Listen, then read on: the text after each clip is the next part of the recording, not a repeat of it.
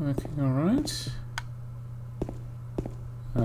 So today I'll just play a bit more of I'll get to the end of the prototype build, and then I reckon we'll just I'll just pick the original full game back up, and I'll just give that another playthrough, honestly. Just because I would do want to start the year off, I guess a bit cruisier. What was the last thing I did? Was I get the torch? Yeah, really my goal for the first few weeks of streaming is just to play stuff that's very easy for me to play, without even having to think about it. So I can just chat and get back into it a bit more easily. And obviously, this game being the one I've probably played the most in recent years does help with that. There's a key on the ground on the other side of the bars. Stretch my arm and I just might be able to reach it. Yes, I'm going to try and pick it up. The plan is to just, hang out, have a good time. A couple of hours or so. Ow! Hey, wait! Damn it. This is a pretty good segment of the game as well to include in a demo, because you do get almost every character involved in some way. You get a little tease. So far, I'm sure the details that I've seen are very minute, the changes. It all seems to be pretty consistent.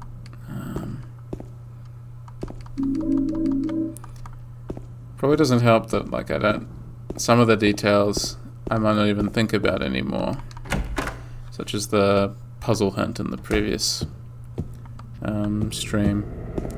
Just because I've never even needed to think about it, the solution is self-evident. That's alright.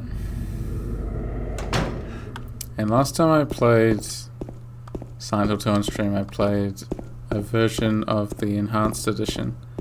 But this time around, I think I'm just going to play the PS2 version, and we're going to see what happens.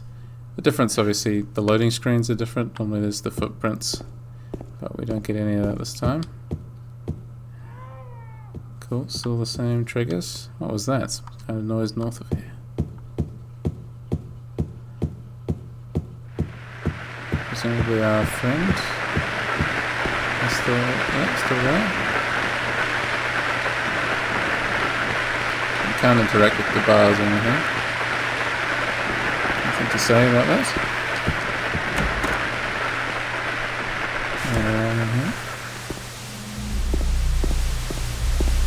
Nothing different about this.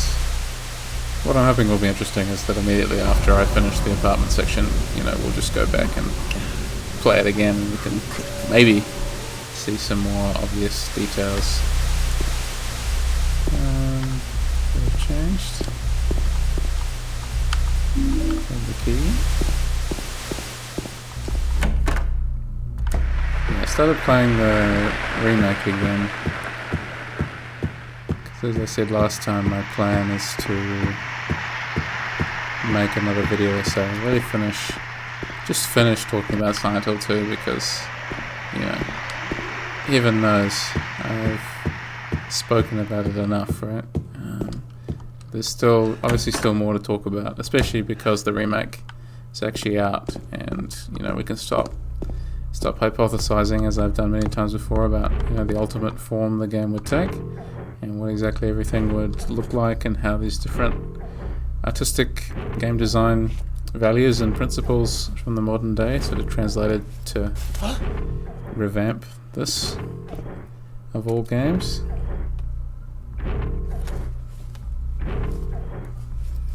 It is tricky to say, right? How strange, just how strange it is that this game was revamped, modernized, turned into something new. And yet, this version is so difficult to access. I mean, I was looking around in New Zealand, out of curiosity, because I think I mentioned it the other day, and, the prices for Silent Hill 2 actually are, you know, like you're still talking at least $200 New Zealand dollars, but that's for like an incomplete copy. If you want everything, you know, you're probably gonna like the manual and like good clean case and that kind of thing. You're probably gonna be thinking like $300 at least, and you know, like half that for USD for any American viewers. In particular, I don't know any other conversion rates really off the top of my head.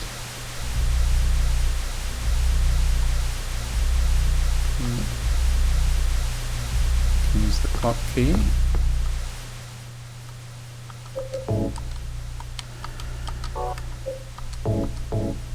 You can hear me fumbling with a slightly different control scheme for this build. Square is X. Okay, what am I doing? Turning it. What keys does it want me to do? Again, fumbling with the controls. Oops, there we go. And for anyone who's interested, just finished a new video, and that's up on Patreon now and will be out very soon, in a couple of days, on YouTube. But if you want early access to my newest Forbidden Siren video, you can head right along to the Patreon. This is different, isn't it? Written on wall next to clock. I don't normally get that prompt, at least from what I remember. It's so funny, like, having played this game so much that, like, every detail is burned into my brain, but yet the little things, little details like that, I don't even think about anymore. Cool. Save points and stuff are still in the same place. All the resources seem like they're still, like, relatively similarly doled out. Although I am curious, I don't recall the static playing the whole time in this corridor, even when he's gone. Which is an interesting change.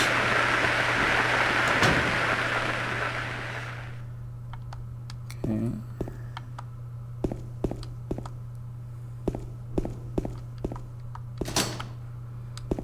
Just having a look around, seeing if there's any different things to see. Not really.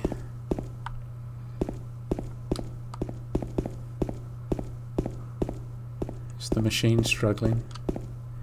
Okay. Handgun bullets.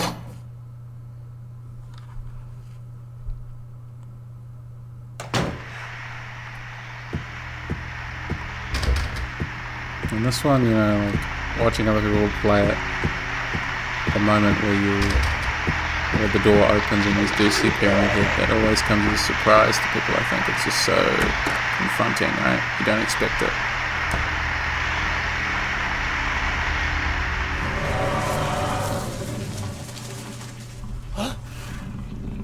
It certainly was an effective jump scare to all the new Silent Hill 2 players I introduced to it last year, which is a lot of fun.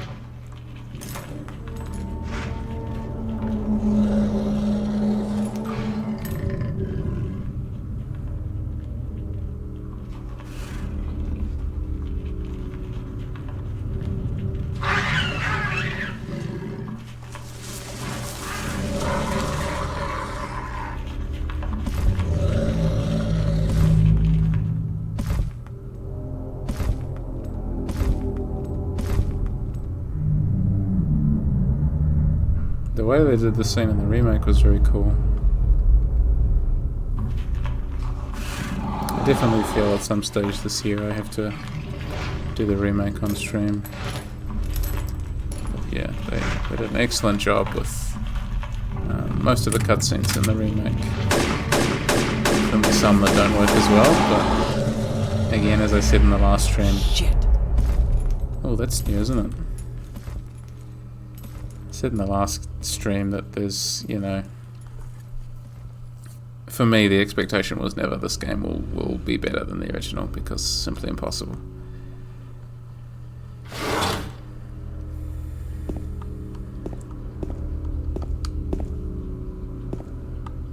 Courtyard key, thank you very much.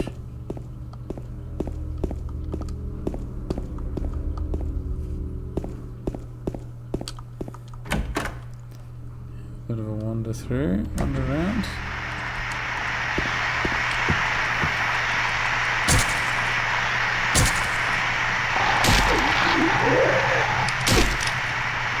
Who needs the handgun? Just use the plank. Especially on normal difficulty. Fire escape key. Let's see. Anything else interesting to see? Yeah. Come here. Combat, of course, remains infinitely satisfying. No, I reckon starting in March, I'll finish the Pathologic playthroughs. That should be fun. Finally finish Haruspecs. Finally finished with Pathologic Classic HD on stream. That will be a surreal moment, to say the least. It will be weird to arrive at that final stream and sort of think, okay, like, this is it. Like, I don't know whether I'm going to play this through again on stream, because it is such a massive undertaking, for me anyways, as someone who doesn't have that much time to stream. There's really... the first aid kit always there? I don't think so. You know, there's not a lot of time for me to actually like stream such a huge game, which is why you don't see me playing as many RPGs as I would like to. Just because I don't really feel like I have the capacity to start like something that's going to be, you know, another 50, 60 hours. And then also still find time to play like a variety of games. I feel like that's what's most interesting is when I am able to swap between a bunch of shorter games. So really I should try and find games that range, you know, to about the 10-hour range maybe. Probably 20 at the most. My playthrough of Yakuza Kiwami was certainly long enough. That did take up a lot of streaming time, which I had fun with, but it is tricky, I think, to recognize, like, okay, how long exactly is this going to take? But maybe I shouldn't be thinking about streaming like that in the first place. Maybe streaming should be just, you know, play whatever the hell you want. I do recognize that, yeah, most people are going to come to these streams, I think, after the fact. So I am trying to make stuff that's appealing, that's interesting, sort of after it's been streamed as well. Garbage bag is torn and the contents are strewn all over. I got a coin, old man. What's this? Some gossip magazine, eh? And there's good old Walter Sullivan. Now I think of it, he was kind of crazy. Probably going to read that through in the full playthrough, so we'll leave that for now. From a quick skim, the text all looked the same.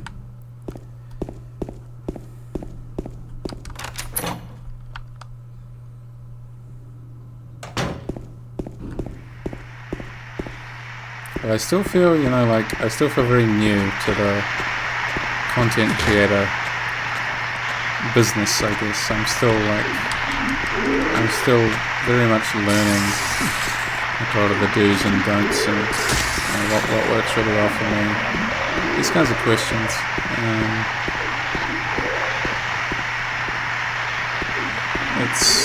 I think it's difficult to sort of find my footing that way. And actually identify what works and what doesn't.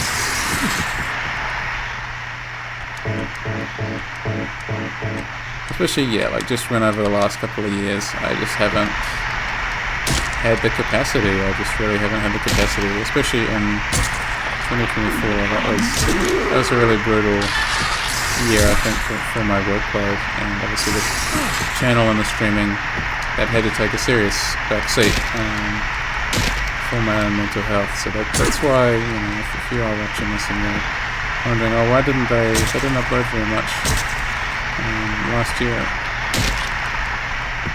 Just for those reasons. But I think I've found, like a happier work-life balance, at least to a certain extent. There's the dead guy in the fridge. No sounds of the vomiting, though. Nothing that would indicate that Eddie was in here. So I guess they must have added that after the fact.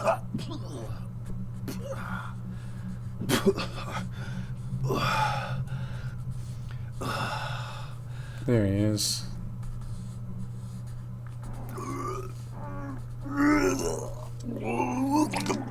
Truly the greatest sounds.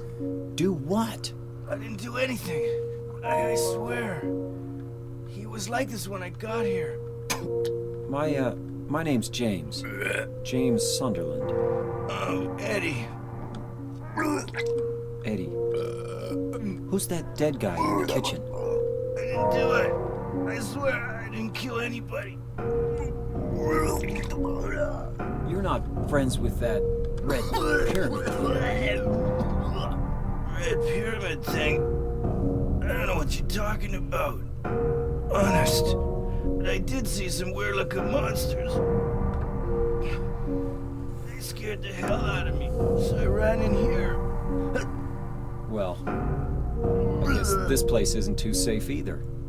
What happened here anyway? I told you, I don't know. I'm not even from this town.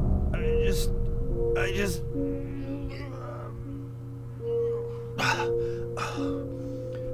You too, huh? Something just brought you here, right? Yeah, you could say that. Well, whatever it is, I think you better get out of here soon. Yeah, you're right. Yeah, this is still a really well I'll leave as soon as composed I'm done here. cutscene. Like, it's shot really nicely, right? Eddie, be careful. And James, I do really love the continued discussion. You be Well, careful too. he's just furiously puking. Still the nastiest puking sound I've ever heard. I think in anything, to be honest. It's really hard to top that. Absolutely visceral. Oh, again. Come on, we both missed. That was terrible.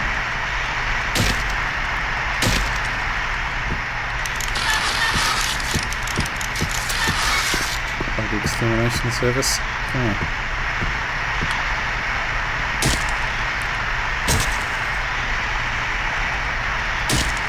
It's certainly interesting, like, looking back, I think, at, gaming magazines at the time. Some of them had some very interesting complaints. I do feel like tracing, like, Silent Hill 2's, like, perception is itself very interesting, because I think it's always been, or it was at any rate, like, kind of polarizing, in that people were expecting, a bit more of a gamey game, whereas this does sort of have a lot of hallmarks of, like, what we would come to know as, like, walking simulator horror. Obviously not, like, it's not a walking simulator, because there's a lot of combat and that kind of thing. There's a lot of mechanical challenge in here if you're looking for that, but not as much, I think, as people were expecting. So they saw this game as being, too easy, and thus not as interesting, I think, as the first Silent Hill, not to mention not carrying on that storyline from the first one. So, like, at the time, Silent Hill 2 is seen as this sort of weird, like, oh, what the heck are these guys even doing? But obviously it grew and became this really powerful, like, cultural textual artifact that people still refer to as the height of video game horror, and with good reason. But it is interesting to see those complaints, and possibly still to see them today. Like, I do wonder, the people I introduce it to, I basically force them to like it because I explain, here's why this is really cool, like at the end, and then they're like, oh yeah, I see. But I do wonder how many people you could actually get to play and enjoy this from like a design sensibility point of view. So I do think it's an interesting question. Welcome to Silent Hill. Silent Hill, a quiet little lakeside resort town. Happy to have you. Take some time out of your busy schedules and enjoy a nice restful vacation here. I always loved this little booklet. Row after row of quaint old houses, a gorgeous mountain landscape, and a lake which shows different sides of its beauty with the passing of the day from sunrise to late afternoons to sunset. Silent Hill will move you and fill you with a feeling of deep peace. I hope your time here will be pleasant and your memories will last forever. Thanks, Roger. But of course, the placement of it here in this horribly dilapidated, destroyed room, this is a description that doesn't gel with us from what we've already seen, but which is what makes, I think, the story of Silent Hill as a whole, right, sort of a bit of a tragedy. That's the element that, again, I think I pick up on spatially that I find really interesting, is this, did I get all the rooms on the top floor? I think I did. Yeah. The story of this, like, this town that failed for whatever reason. And we see those towns, all the time. We see those kinds of places all the time in today's world, right?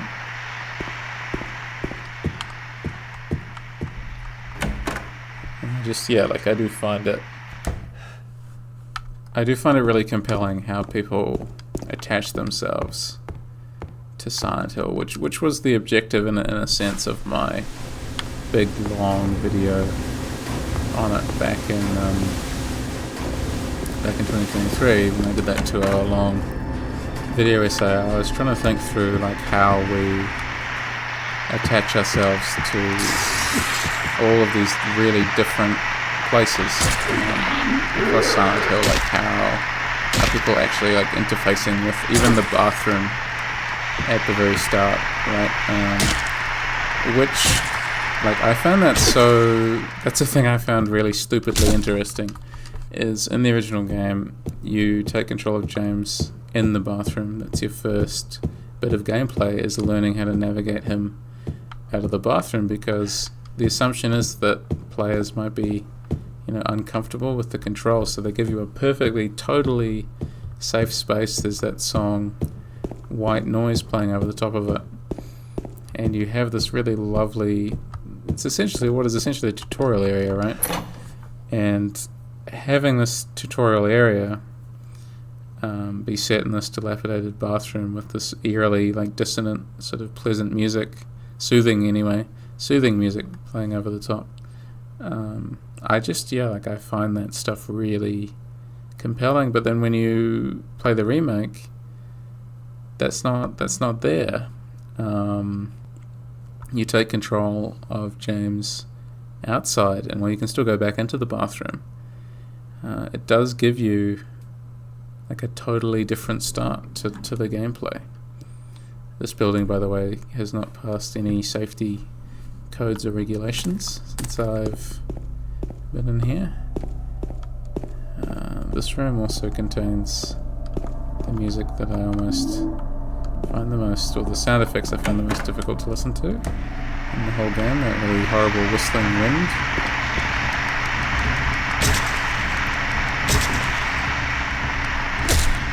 Stomp this guy. Should theoretically meet up with Angela again soon. So yeah, I am thinking of making a comparative video essay. Game is a little loud compared to my voice, okay? Give me just a second. Where are we? Advanced properties, here we go. This part of that is the problem with Silent Hill. Okay. How's that now?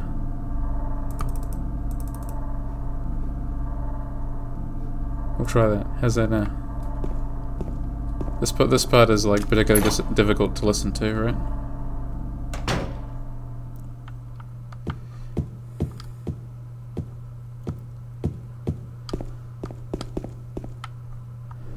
Next time I fight an enemy? Okay, cool.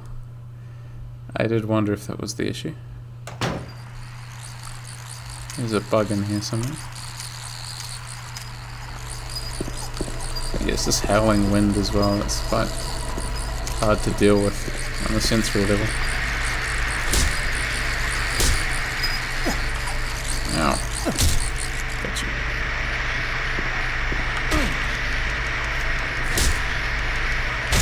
Come on, sit down.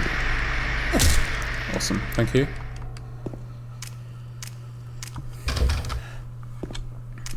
Cause yeah, there's a lot of, I think a lot of people like look at a remake and they say, you know, what's even the use in comparing these are two different games?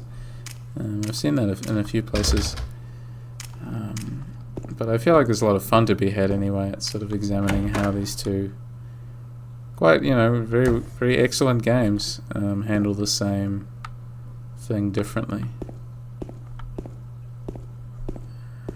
Some bullets over here. Gonna use them against the final boss of the demo. I'm pretty sure it ends when we hit Pyramid Head.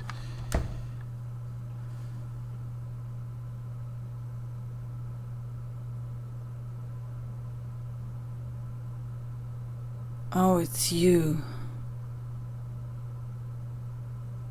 Yeah, I'm James.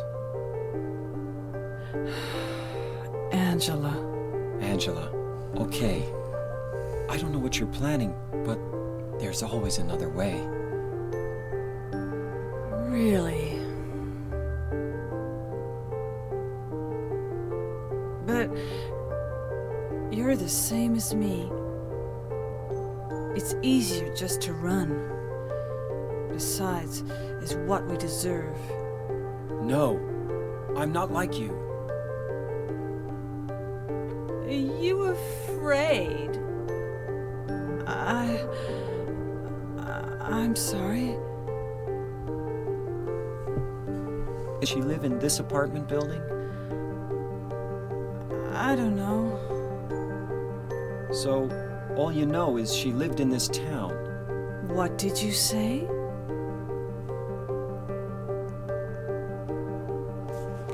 How do you know that?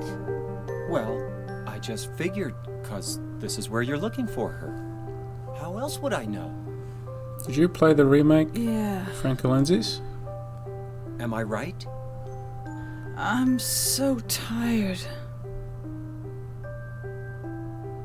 So, why did you What did come you think to of this it? town anyway? I'm just curious to hear other people's opinions of it.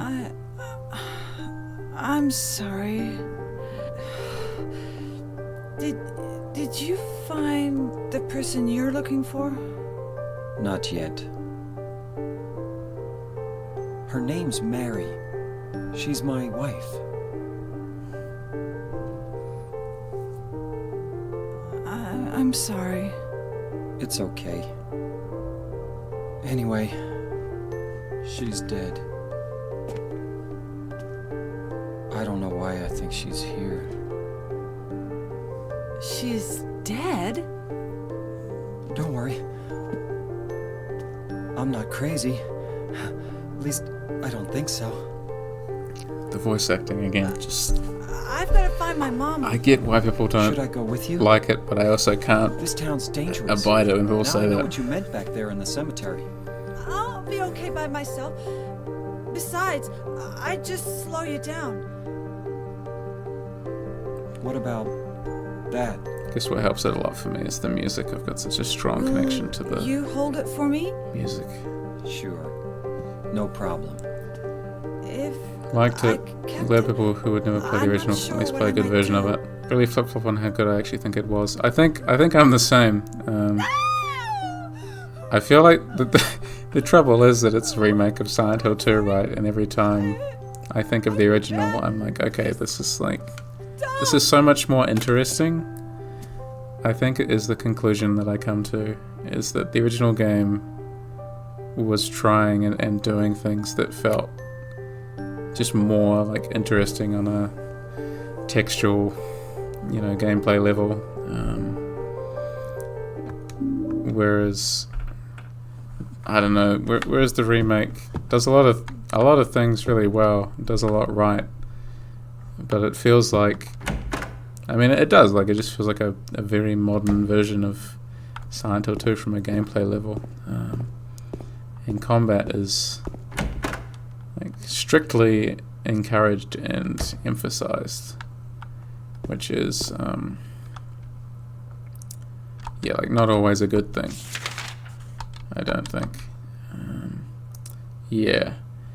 I've been playing it through, the playthrough I'm doing right now is on the easiest difficulty, I think, is Future Cityscape was mentioned in a previous stream, and like that is probably the preferable way to play the game from a combat perspective, because at least enemies don't take, I just went in here, didn't I? No. Don't take like 50 years to down. Like, that's really the main problem, is that there's just, the combat takes so long and there's so many enemies. If there were less enemies, I think the combat wouldn't feel so egregious, but there really are just so many mannequins, especially absolutely everywhere. I don't know what I would have done, because it's tricky to say like, I'll just like add a new enemy type in there. So many mannequins, yeah.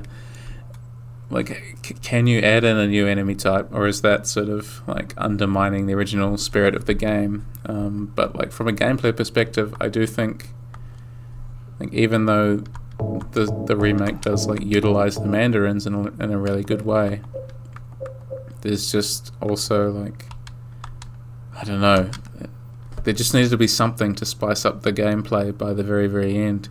Because as much as I loved the environmental design of like the labyrinth and the hotel, like simply incredible, like spatial horror graphic design, all of those three things, there was just like, by the end I'm like, oh, I gotta fight something else in this room as well. And it just does become like a slog, right? But so much of the rest of it is really well done. There are a couple of moments where the emotional impact is weirdly like lessened, but in a couple of other places I definitely feel they improved. But that was mainly Eddie. They really improved on Eddie. As much as like I love the original, I think that was the one character whose scenes I preferred every time was Eddie's. Although I flip-flop on the rest. Angela's, I much prefer Angela in the original, just because I really love her voice actor, and I really love the staircase scene at the very end is better done in the original. So it just didn't have the same impact in the remake for some reason. Although I loved the couple of extra scenes she had in the remake. And Maria, her actress was good, but I found like Maria and Mary's actress in this game is like the heart and soul, right? So the snake, formless one, hold on. Cool. Let's see if I remember how to do this. James is maybe the biggest disappointment for me. He's one of my favourite characters in gaming because of this really effective emotional distance you have from him. 100%. Went to great lengths to make sure you knew what he was thinking and feeling in the remake. Yeah, see, that's another thing I go back and forwards on, right? Is like the actor, he did an incredible job. Like the way his facial expressions, like perfect, right? And the team did such a good job, like actually capturing those facial expressions and making sure that the emotion in his voice was like carried through into everything that he was doing. But I agree, like James is so interesting in this one. I think like just because you do. Like, you don't know what he's thinking. Like, he says and does all these really weird things. And I think I might have mentioned this in a video essay at some point in time, but like the distance that you actually have from him, like you never get a moment to like feel close to him, because he doesn't say anything in gameplay while you're controlling him. The only moments you get are little like textual things, which are really cool, and I wish they'd kept those in the remake. Like when you go up to an item and he has a little internal monologue about it. But you don't really, like, yeah, you just don't get the same level of like, oh, what is this guy thinking? So like I do agree. Which one is it? This one? I think it's this one. Just a small moment of indecisiveness there.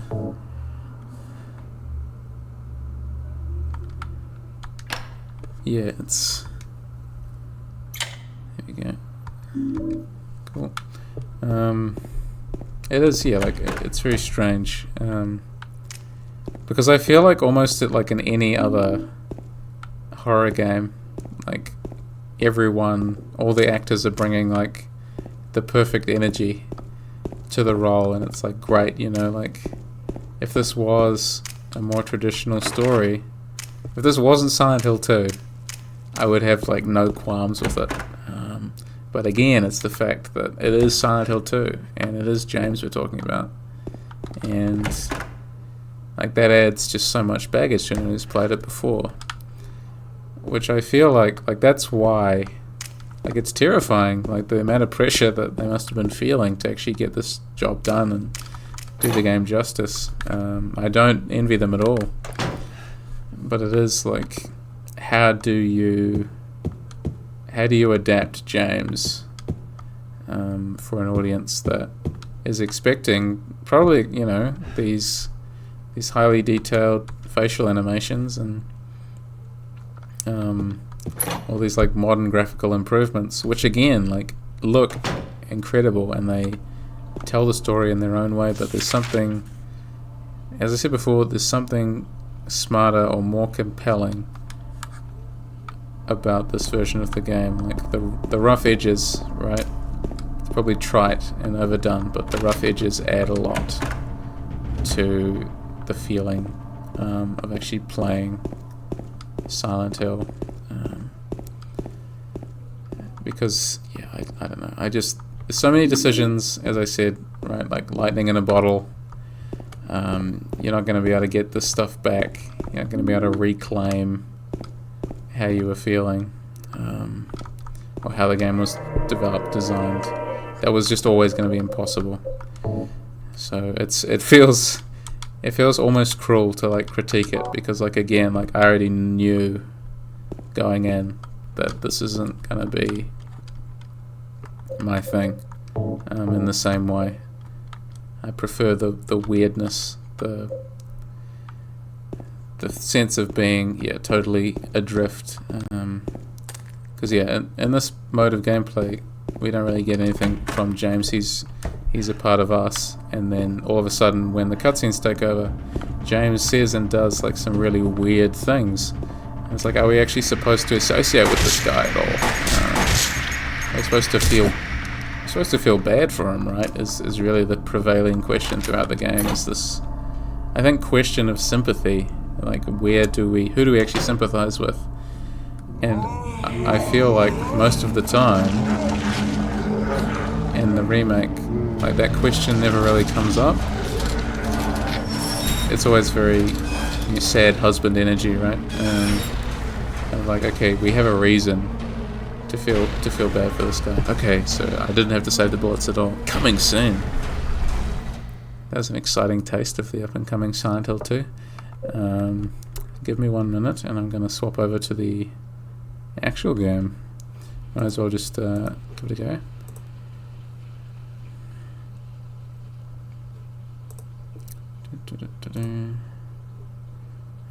I feel like I know where I put this one this time. I think.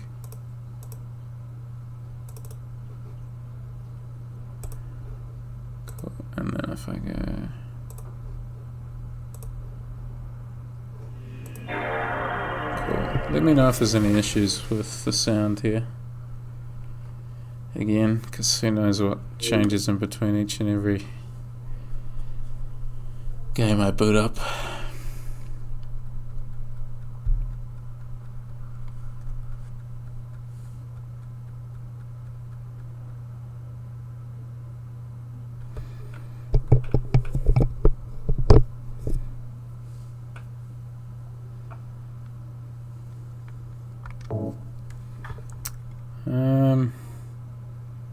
I don't know what difficulty I want to put myself through, to be honest. The temptation is to go hard again and really just put myself through the ringer for no reason on stream again. Which I'm tempted. Yeah, we'll take a stab at it, I think. We'll see how we feel after I get into an hour of this. Like, why am I doing this to myself again? No.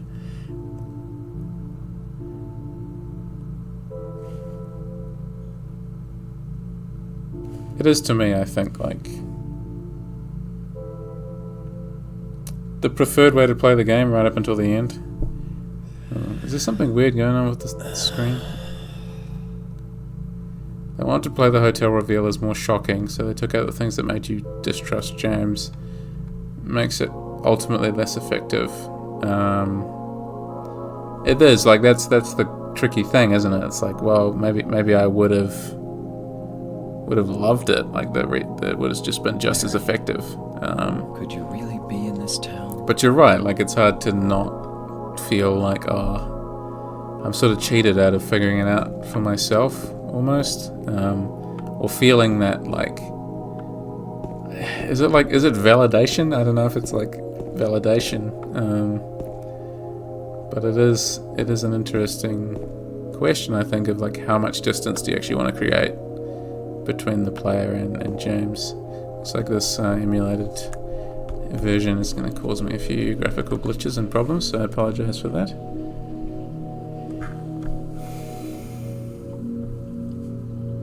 Again, if I could play straight off my PS2 or PS3, I would. But I had to get the information off my PAL disc. In my restless dreams, Play it on I a see disk that drive town. on an emulator instead. Silent Hill. Yeah, like the people who have only played the promised remake you'd take as me well. there For me, again like someday. everyone's like, "Wow, this is amazing." I'm like, You "Great! never did. Now play the first one." Well, I'm alone there now. In our special place. But I think, yeah, like it's tricky because I've tried to introduce people to the original, and lots of people have taken to that and like, wow, this is incredible, like I love this.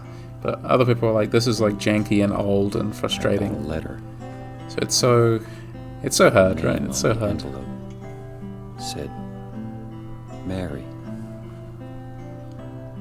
My wife's name. It's ridiculous. Whatever. It was for me, like the breaking Possibly point be true. was the hospital. I felt that section was way too long. I felt the rest of the game was actually really well A dead paced. person can't write a letter. But we were stuck in the hospital in the remake for so Mary long. died of that damn disease 3 years ago. And it was already possibly my least favourite big dungeon So area then, why am I looking for in the her? original. It certainly was when I first played it. Our special place. What could she mean? This whole town was our special place.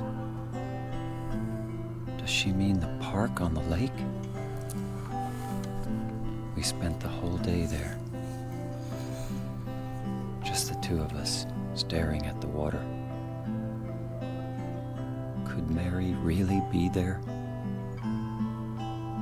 Is she really alive? Waiting for me?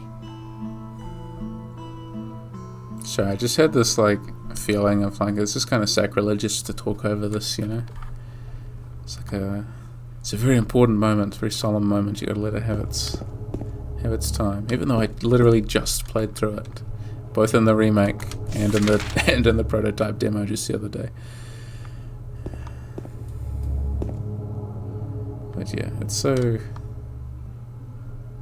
easy to have connection to this. Look, they fixed the sign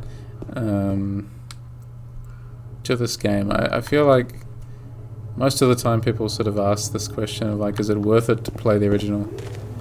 And I do feel like the aesthetics is really the main reason people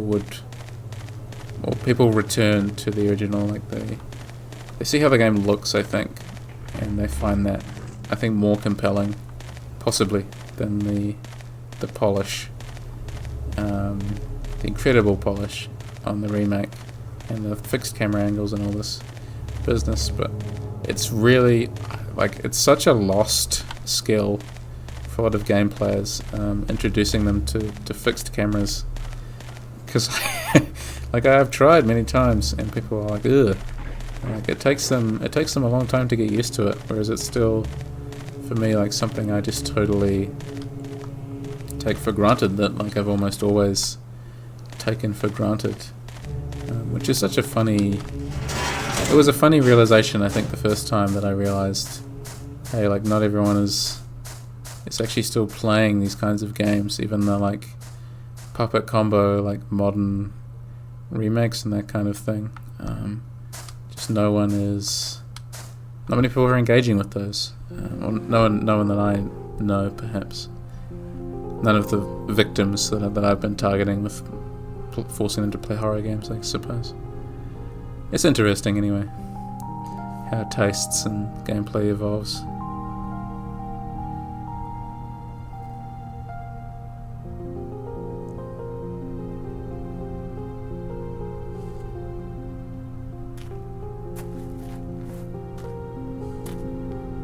Something funny's going on with the emulator playing these FMV videos. Excuse me, I'm sorry. I No, was it's just... okay. I didn't mean to scare you. I'm kind of lost. Lost? I think I said this in my previous Silent Hill 2 stream I'm 2 looking years for ago, a but Silent Hill. if I could way? make a video game that has one cutscene Yeah. that looks like that, It's hard to I see would with this I would die a fog, happy but person, to be honest. There's only the one road. If I You could can't produce miss just it. one game out of hopefully the many I'll be Thanks. able to make that like has a cutscene that like looks like Yes? that produces the same I emotions, think you'd better stay I away. would love that. This Still my favorite, my favorite style of cutscene in any this game. town. Silent Hill 2. There's something wrong with it. Yeah, as cool as Silent Hill It's kind of 3's hard to explain, but Is it graphics are, dangerous? like as incredible as this still Maybe. looks. and it's I love the way the FMVs look in this either. game, the pre-rendered Okay, stuff. I got it. I'll be careful. I'm not lying. No, I believe you. It's just, I guess I really don't care if it's dangerous. or I'm not. afraid so. I mean, I'm you've going to town either way. really locked yourself into it, I'm afraid. But why? I do it at least once a year, so I'm like looking that. for I have a problem. Who is it? And Someone- I admit I have a problem. Okay. very important to me. I'd do anything if I could be with her again. Yeah, what I played it through twice last year. I'm looking think for my mama. At least 2 or 3 times I the year mean my before. mother. It's I'm gonna been play it through at so long least since twice I've this seen year, I her. bet. I thought my father and brother were here, but Oh, you could play a different horror game can't next find year. them either. I say to myself, and then I'm sorry. oh, I It's could go not for your some fault. Silent Hill 2. I But hope now- you find them. Oh dear. Yeah, you too. No, it is my comfort game, I think. Especially like the first, like a lot of the cutscenes and the music, sort of comfort spaces. But yeah, I also just like love the actual act of playing the game, and I especially love this. Like I didn't know about this when my first playthrough, but I do love the holding down L2 and moving the right stick. You can like free the camera a little bit and look around. And we actually get like shots without James in it at all, which I just think is really cool.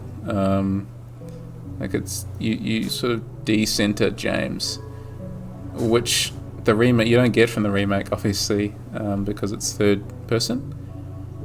You never knew that? Awesome. Well, now you have to replay it, and you can get really great looks at the environments. That's how I got all of the opening shots for my Silent Hill 2 big video, which you should also rewatch, by the way. That's really good video, I've heard. Is I did it all within the game, so I used all of the tools that the game gives me to get all of the footage, which I found really satisfying.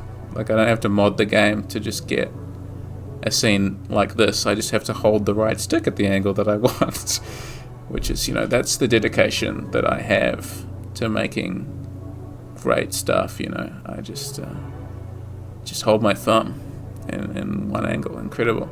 But I do really like the act of almost like taking the person out of because like I'm walking around, you can hear me walking around.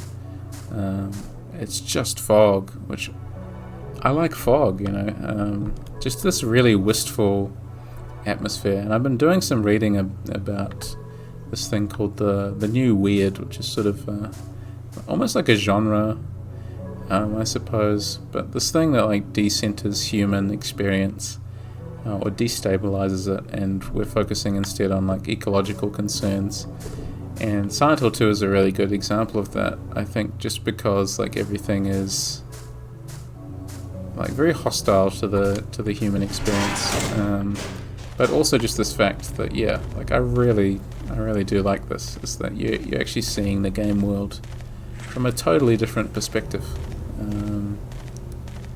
And although you can't do this in every environment because sometimes the camera is too restrictive, like all of a sudden we have this like a drone cam footage of Silent Hill. I don't know how to describe this, but yeah, if James is moving too fast, he'll pop his head back on the screen down there, as you can see. It's like, no, wait for me. But if we can cut him out of there if we push it just the right angle. Is it worth it? Probably not. Is it cool? Definitely.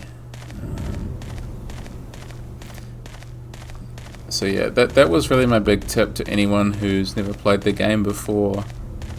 The people I was introducing it to was, okay, hold down L2, and all of a sudden the camera is you can actually move the camera around. It's not a fixed camera game. As much as you might think that it is, there's like limited camera control, which for some people made all the difference, because all of a sudden they're like, okay, now I can play this as I would normally play a modern video game. Because there's two control styles as well. This is the very first PlayStation 2 version. It's the version that I own. Because yeah, we've got two control types. We've got 2D and 3D, and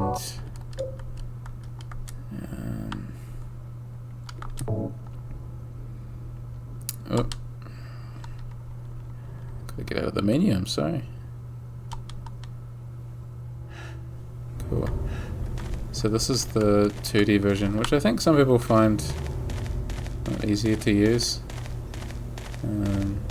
So yeah, you're just pointing the stick in the direction you want to go, which again, I think people do find that easier. Let's switch that back though. Change the settings, yes.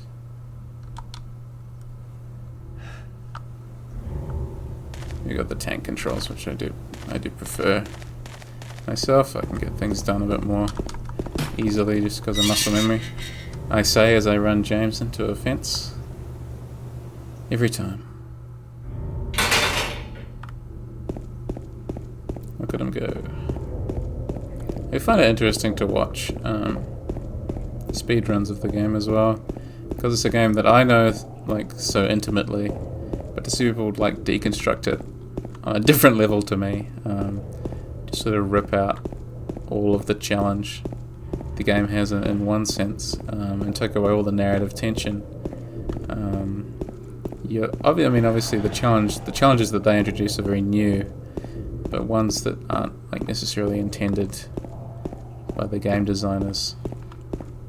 Which, like I was doing reading about last year and a bit this year about this concept of slow gaming, and its sort of opposite, which some scholars call hegemonic game time. I think that's John Vanderhoff and I can't remember the person's first name, but Payne, Vanderhoff and Payne. There's a game studies article which should be freely accessible to people. If you just search up slow gaming, game studies, Vanderhoff and Payne, you'll probably find it. And it's this really fascinating read which identifies this sort of inherent desire to master and to control video games. And I think that's such because we do, I think we all do that, even unconsciously. It's sort of, how do we beat this? How do we crack this code? We approach a game like we would a problem. And then there's this growing trend of games. They cite Red Dead Redemption 2 as sort of evidence that this is a movement that's migrating into the AAA space. And when was the article written? About 3 years ago, 2022. It's interesting to see these sort of strains of okay, let's slow down, let's not take this so seriously, or let's take this seriously in a different way. And really what I'm interested in, and what I've pivoted into a little bit, is how do games encourage thinking? To put it another way, how can we design a game to encourage thinking a certain way about the world? And a lot of that comes down to the mechanics and the limitations. The Ian Bogost's procedural rhetoric stuff, right, is exceedingly important when it comes to that conversation. Of sort of what is the game's argument, maybe in a narrative sense, and then can we compare that to the argument that it's actually making in gameplay? And there's this really fascinating book, which I've probably spoken about before. I just finished picking my way through again for the sake of a couple of videos that I've got on the horizon. So the one that I just released about Forbidden Siren again, and then a couple others that I want to release over the next few months. That's Andre Ney's book on gender studies, or gender crisis in survival horror, which is a really excellent book if you can ever get your hands on it, because it's deconstructing all of these elements that we sort of think as inherent to video games, and also how survival horror weaponizes all of our previous expectations about action heroes and these kinds of things, and actually puts people who aren't straight men with hyper competent straight men into the driver's seat. They always have some flaw or foible that lets the horror get to them. And of course maybe that's why I gravitated to horror in the first place, because I prefer my characters to have to struggle hard for any kind of victory, and I love characters with flaws. Maybe there's something to do with that baked into my psyche, I'm not sure.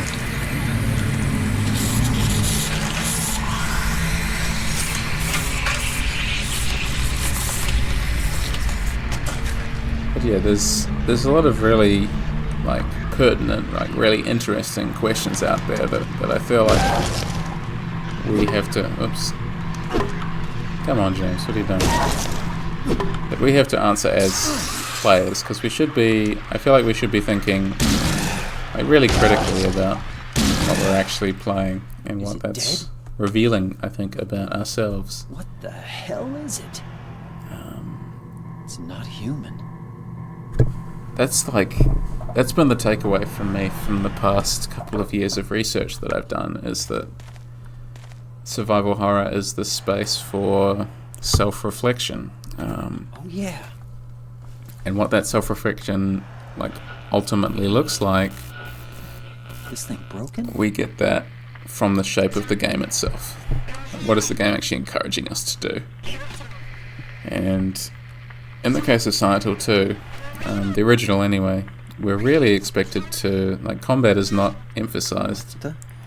And this really long walk better take it into anyway. the I town might need it. for the first time is really something special, and the developers at Team Silent like knew that. They fought for that, to be in there, to have this really long walk, this lonely atmosphere. It takes so long before you see that first enemy, right, on your first playthrough, because you know, you don't know where you're going, what's going to happen. So there's, you know, more likely than not, you're just walking through the woods.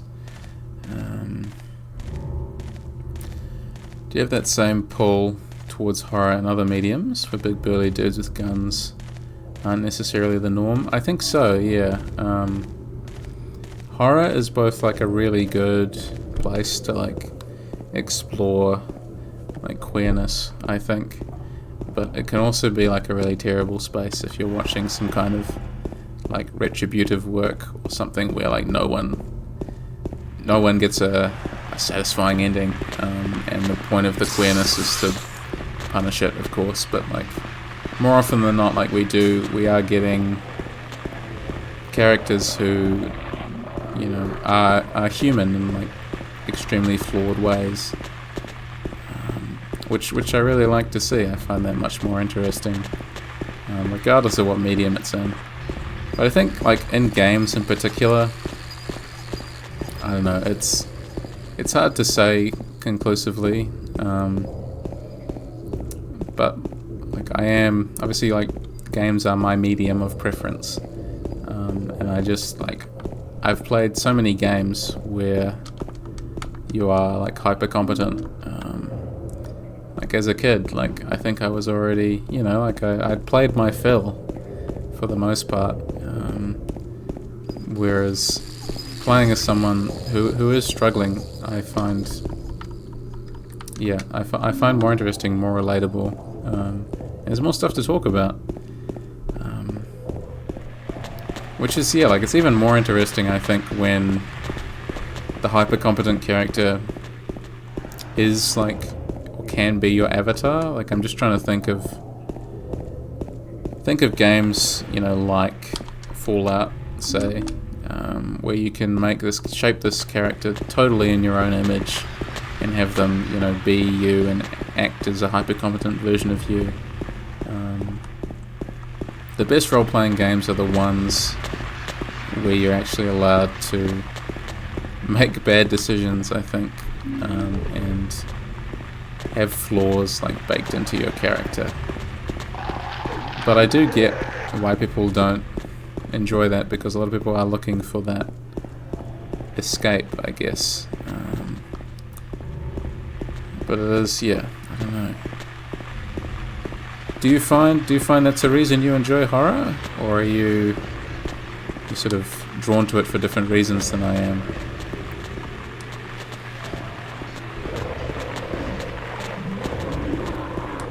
Because, yeah, like I do find it was the first sort of genre of video game where I was really challenged as a player. Like the game itself is sort of questioning, like, why are you here? Why are you enjoying this? What are you getting out of this sort of stuff? Yeah, that note wasn't here on the prototype, I don't think. We don't have to do this because I've already got the key, but I'm just wandering around getting a few more things and poking my nose where it doesn't belong.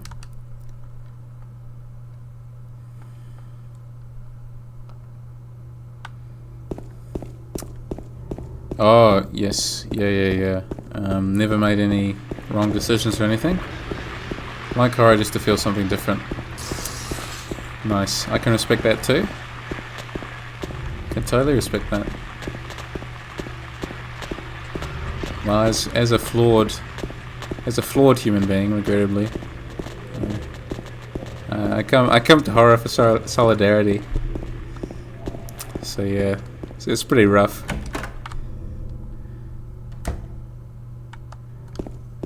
Hey, look at that person, you know, broken and bleeding on the sidewalk, just like me. There was a hole here, it's gone now. Couldn't interact with that in the prologue. And then, yeah, this gives us the hint at the end of the alleyway where we've already been. But James is going to record it for us. Copied it onto my own map. Still one of the best parts of this game. It's the satisfaction of James actually writing things down for himself. And I've got to admit, I did love the little animation in the remake where he pulls his map out and quickly scribbles something on it. And I also loved that that was a stat that the remake tracked, was how many times you opened your map. I think I know someone who had it, 1,000 plus. Can't remember how much mine was. It was like 400 or something, which is still a lot. I do know a lot of people online are sort of like, oh, I'm so ashamed. I took 2 steps and then I opened the map again, which is so fun.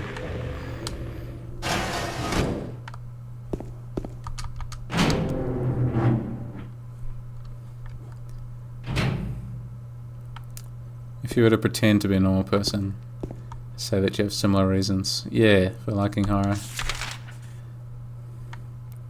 Well, that's good, If you bring yourself down to my level, and since this is the first save square we've interacted with, we get this text again. Looking at this makes me feel like someone's gripping around inside my skull. Gives me a weird feeling.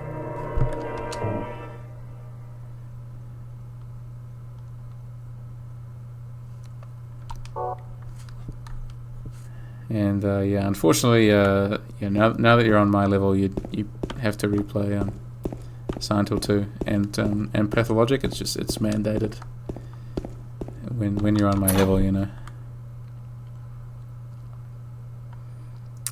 Sorry about that. I don't make the rules. Yeah. Well, you can just pick one Pathologic character if you want, If you don't want to be a purist.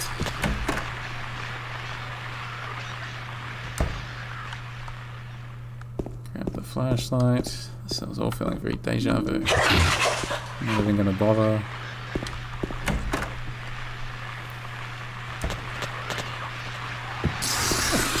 Oh. See, this is why I never get the 10-star run, because I screw up and make little decisions. Little clumsy. Yep, there we go. Come on. Come on. And the problem with hard difficulty as well is the enemies respawn, so, it's just the game's, unnecessarily, cruel all of a sudden. Flashlight, so go up and get the gun. Oh, come on. Get out of here. I actually know if the bugs respawn on hard difficulty. I never really notice.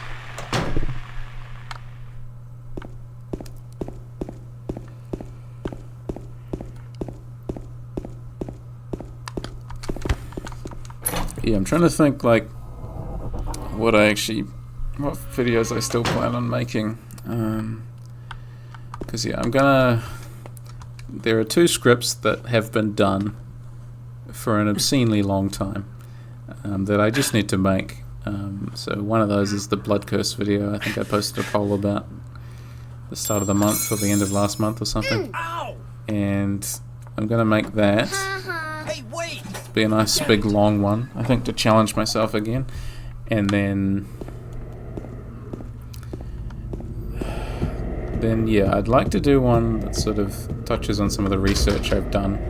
So I'd use another Silent Hill game for that. And then there are a couple of smaller games that I wanted to do shorter examinations of.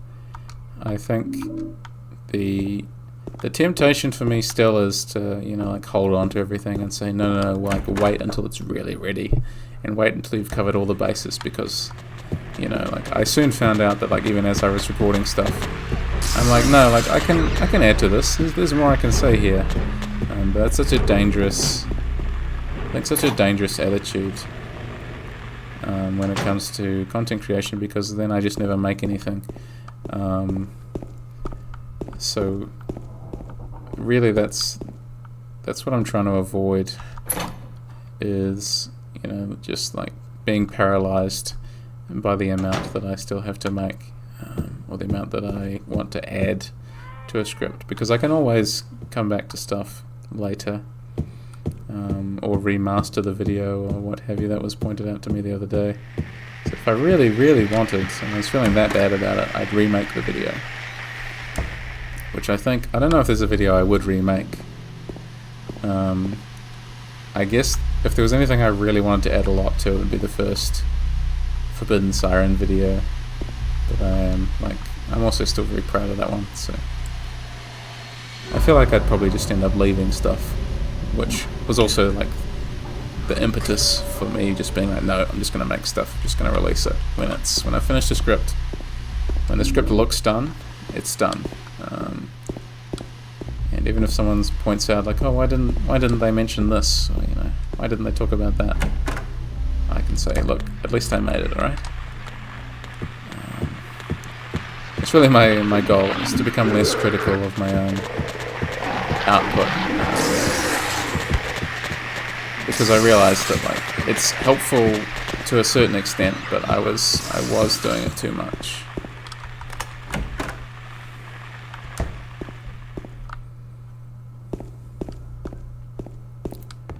But yeah, I'm looking forward. Hopefully I make a couple of new really cool videos that can rival I think my Silent Hill 4 video is my favorite video production level wise still. I'm still so proud of how I actually made that video look and sound and feel, and a lot of that of course goes to the look and sound and feel of Silent Hill 4 as well, helping me out there a lot. But if I can make some more videos that feel like stylistically like that, and also make scripts, I think the thing that is going to level up my script work is making something that feels like it can only work in a video format, because I feel like a lot of the time I'm still writing stuff that feels very much like I could stick this on the blog as well, which is like, that's cool.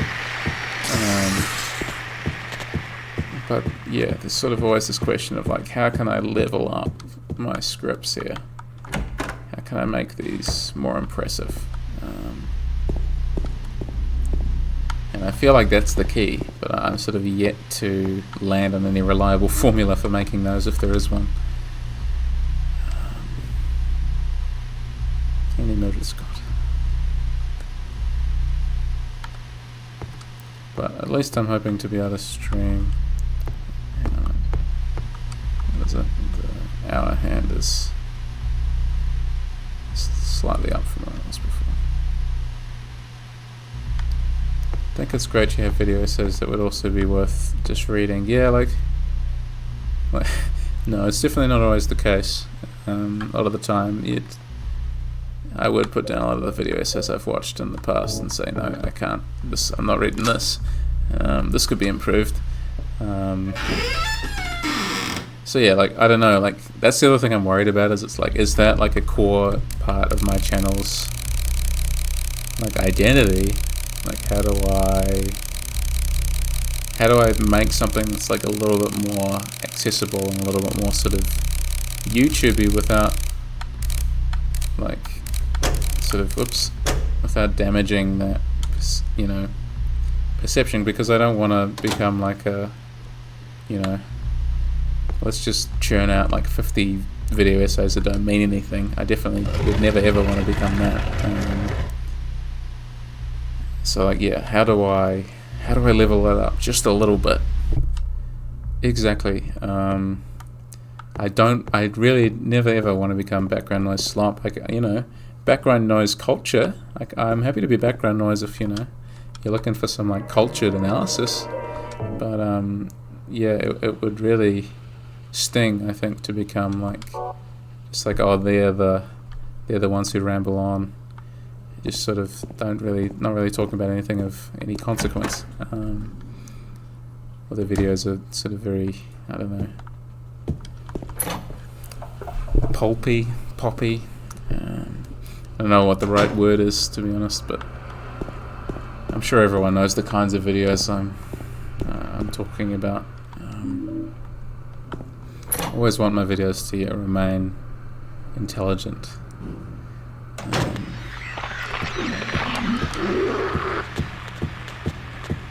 Because yeah, like I think I say this in the latest video I make, but like, I'm sick of people.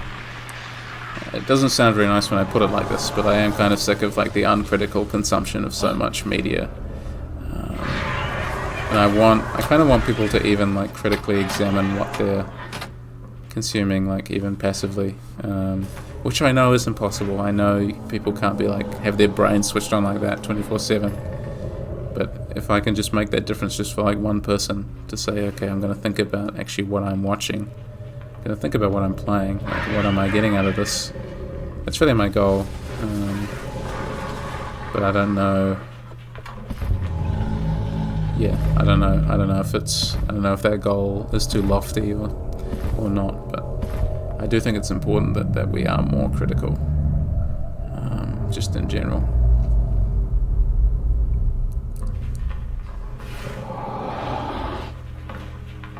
But it's not easy, and I'm not going to admit my brain switched on 24/7. It's really just even just occasionally thinking about, okay, how can I do better? Why am I actually watching this? Because I definitely found that in the past. That like, why am I watching YouTube, or why am I watching the show when actually I could be creating something or writing something, or doing something just more productive, hanging out with people.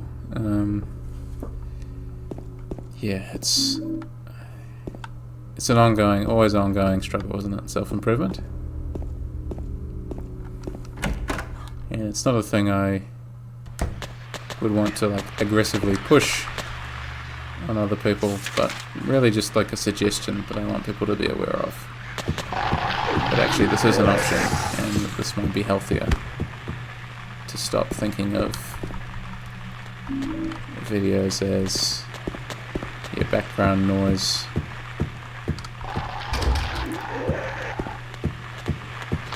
Or to help encourage the consumption of things that are challenging, which is the kind of horror I'm drawn to, but it's also a kind of horror that I feel can be rare, or at least very easily overlooked, because like how do you advertise that in today's social media driven marketplace? How do you say this is a really thought-provoking story that's going to make you feel like shit? Yeah, there's no medkit here, for the next week, and it's gonna you're not gonna sleep tonight because this is actually going to make you ask some really existential questions about yourself and maybe about how you spend your time.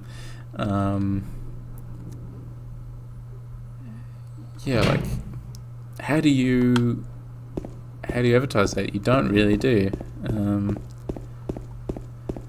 I'd freely admit that probably as I get into game development, those are some of the kinds of games I would be interested in making, with those kinds of themes of I'm gonna be lying awake tonight. If I that's my hope. But is that can you advertise that? Can you sell that? I don't know.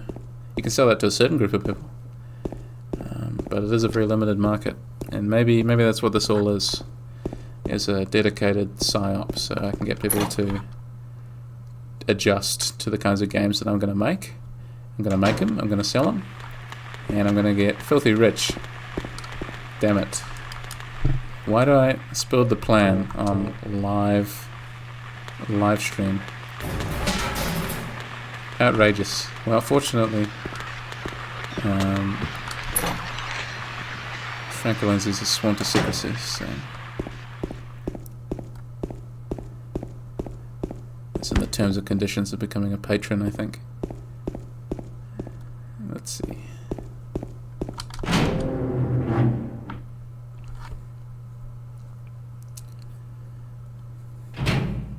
But I think, I guess, I'm really just asking the questions that, people in education and academia more generally are asking, of sort of, how do we compete with people? How do we compete for people's time? Because everything is competing for time. It's really the crazy thing. I should have read that 1,000-page document it made me sign. Yeah, there's a lot in there. I hope your kidneys are good, because those are, well, I won't go into it, but I hope your kidneys are good, that's all I'll say. Garbage bag is torn and the contents are strewn all over. Got the old man coin. What's this? Some gossip magazine. Police announced today that Walter Sullivan, who was arrested on the 18th of this month for the brutal murder of Billy Lacanen's sister Miriam, committed suicide in his jail cell early on the morning of the 22nd. According to the police statement, Sullivan used a soup spoon to stab himself on the neck, severing his carotid artery. By the time the guard discovered him, Sullivan was dead from blood loss, the spoon buried 2 inches in his neck. An old schoolmate of Walter Sullivan's from his hometown of Pleasant River said, "He didn't look like the type of guy who would kill kids, but I do remember that just before they arrested him, he was blurting out all sorts of strange stuff like he's trying to kill me, trying to punish me, the monster, the red devil, forgive me. I did it, but it wasn't me."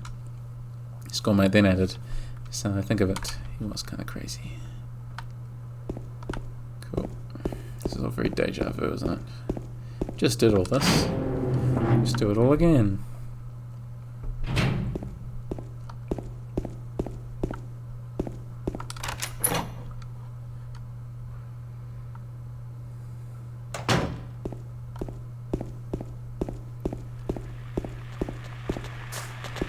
Because yeah, like I know it's a struggle, I think, for people to sort of be like, well, you know, what should an academic lecture look like, and you know, is the future of academic lectures, you know, similar to maybe like a video essay? Like, are we going to see more academics pivoting into that kind of thing, or is that, you know?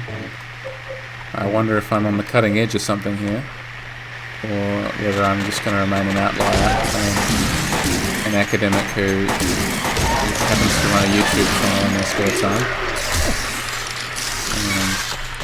So you can come over here if you want. I mean, or whether it is going to become more of a thing, I don't know. Thank you. I also feel that way. I feel like the big question for me this year is like, how do I get that message out there a little bit more? Especially after a year of sort of really struggling to put anything together. Like, actually, where to from here? How do I make this bigger? And I don't want to like make it bigger in like an artificial way. I guess I want to put stuff out there that I still feel really good about. But I've really got to. I'll figure it out. You know, I'll figure it out. But thank you for your support and being there on this journey. As long as it has taken, I feel like this year I'm hoping to pick up some steam, you know?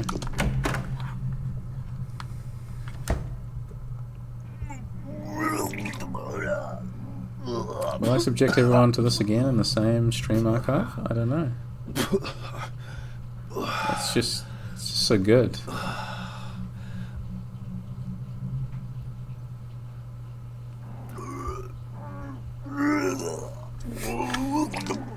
No, I think we'll leave it with that.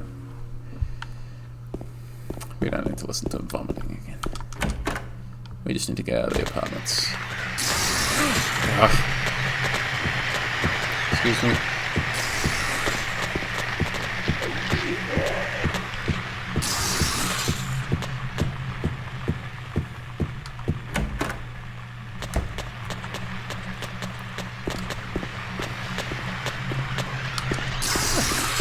The other thing I find difficult about content creation is actually picking the game I want to talk about. Sometimes it's like, I was having this discussion with someone. It's hard to turn a hobby into, you know, into content. I think that's really the dangerous path that I don't want to walk down. Is I feel like I have to turn every single game I play into something. That I should still have that separation, because that's certainly what I worry about to a certain extent, is that at a certain point into like the content mill, people are no longer enjoying it, and if I'm no longer enjoying it, I would stop doing it, I think. But I guess that's the dangerous thing, right? Is that even people who say that are like, "Oh, I'll quit if I end up like not enjoying it." But the problem is, they're probably getting a lot of money by the time they're like, "I'm not enjoying it anymore." It's like, can I really cut that money out of my life? Yeah, I don't know. I would like to think though that I would have the strength to at least take a break if I found myself, you know, talking about things that I no longer cared about.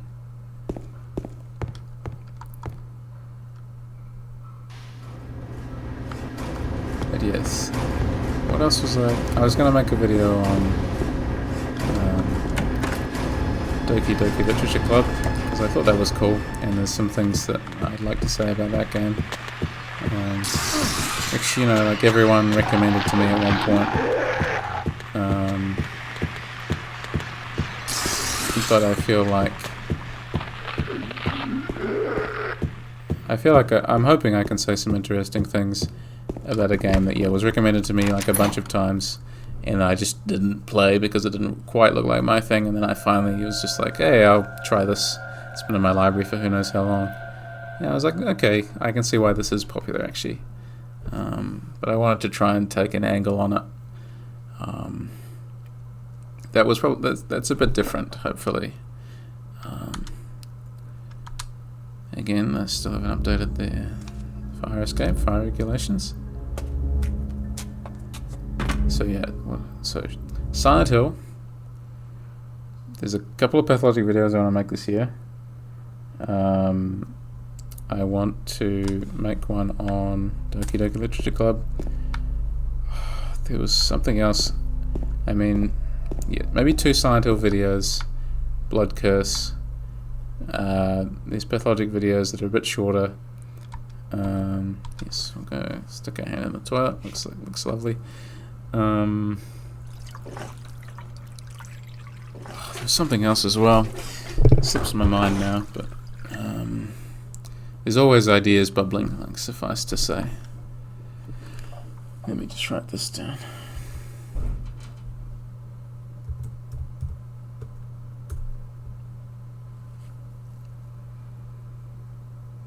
Oh yeah, and a few more like monster videos, because I feel like those would be a fun way to like break up the larger video essays if I make those like 20 or 30 minutes each. That feels like a nice digestible, like, oh, I can make this like much more easily. Because I was very pleased with how that Oblivion video turned out. Maybe I should stream Oblivion once. I know I was just talking about how like RPGs too much, but maybe I should just pick a quest line. That'd take me like 10 or 20 hours. And I feel like there's a bit to talk about with that game, which was really like foundational to me. Right. 3, and then 12. 1, 2, 3, 4, 5,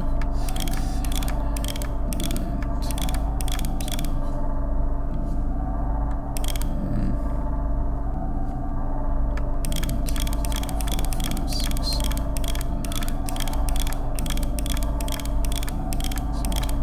8, 9. Okay, sorry, hang on. Is there a way to reset it? Or does it always? No. Okay, wait. So we should be going this way to, I think I might have misunderstood, 3, then to 12, then to 1, into 18, yeah. Just grab all the bullets. I don't know why I make that mistake every time. I feel like the puzzle is going to work differently. And again, I've played this so many times. There's always something new every time that I trip over. Oop. Excuse me, don't mind me.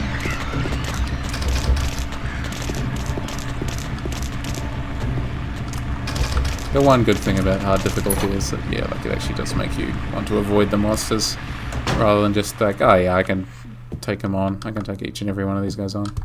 No problem.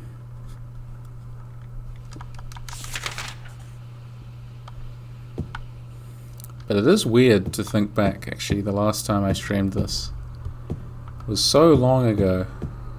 I'm actually struggling to remember if it was 2023 or maybe it was 2022. Because it was a long time ago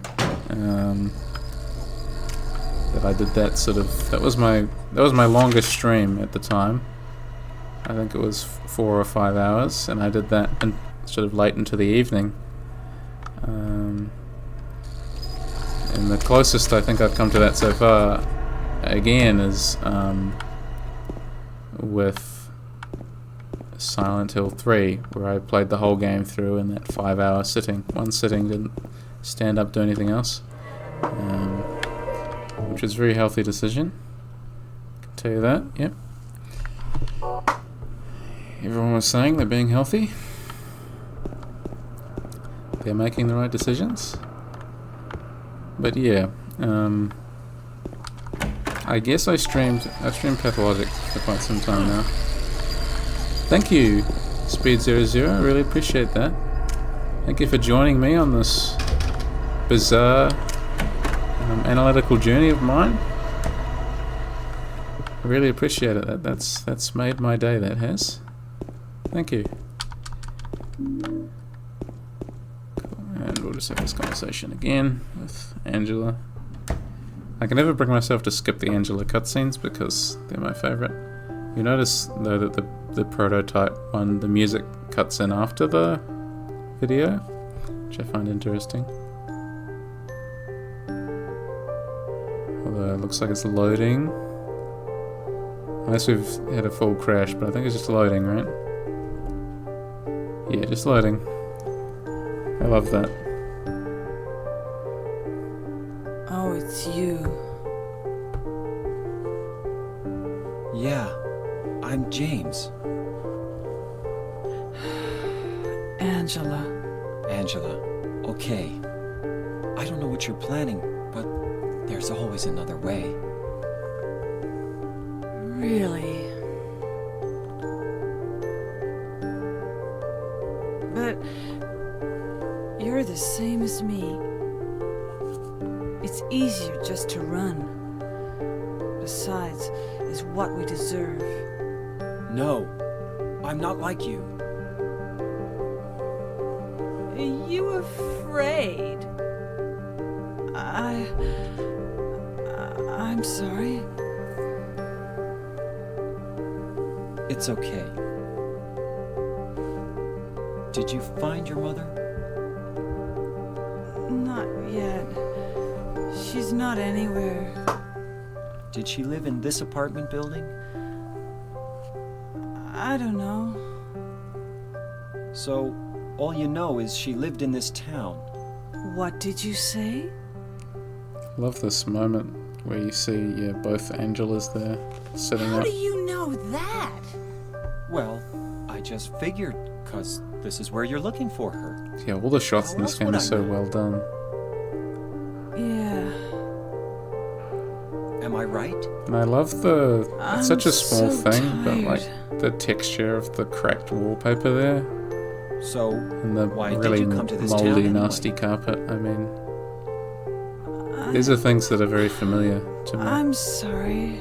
Places I've seen before. Did you find the person you're looking for? I do wonder if that's what, Not yet. what I'm drawn to. Her name's Mary. She's my wife. Another reason. Just the space reminds me of places that I've been. I'm sorry. It's okay. Anyway, she's dead. I don't know why I think she's here.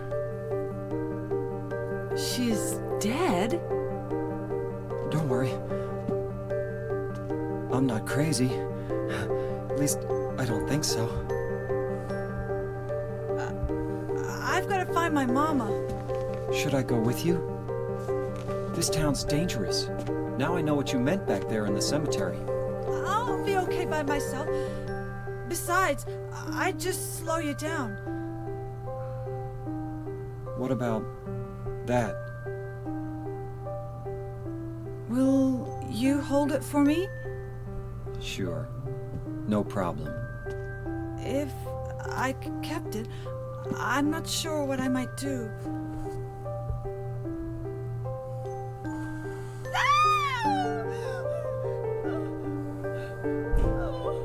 I'm sorry. I've been bad. Please don't.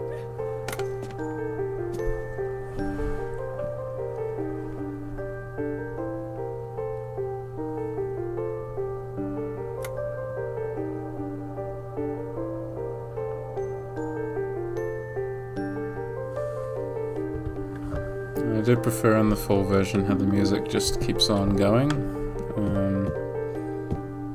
Really makes the space. It keeps on going for a while. It does eventually stop. I've tested it. But, I do really like, how it does keep on playing. It makes the space have its own character and identity. Because I do tie. It does make the room hard to leave. And it sort of ties my memories of the music and the space sort of become completely entwined, which is why I think I like the tutorial in the bathroom being playable and having White Noise actually like linger, because like White Noise, which is such a good track, doesn't have any, there's no space for it, I don't think, in the remake. It just sort of, it comes and goes, whereas in the original here, you can spend as long as you like listening to that track as you figure out how to move. It's just such a different atmosphere, such a different vibe. Okay. First, silent and empty, heartless and fearless. Beside him sits one who knows. Place the servant is next to the throne. The one that is hidden. Beside him doth goes. Lying further from man and closer to lady. Man and woman singing all right, heedless of the raven's call. Okay, so there's a lot to unpack there. Do I remember how to solve this puzzle off the top of my head? Not on hard difficulty. But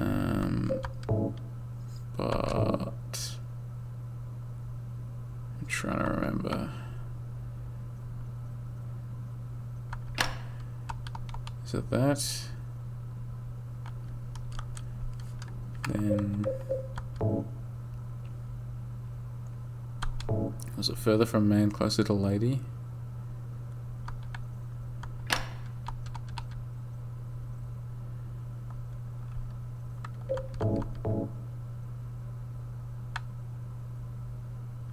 I just, like, I find it, no, that's not right, is it?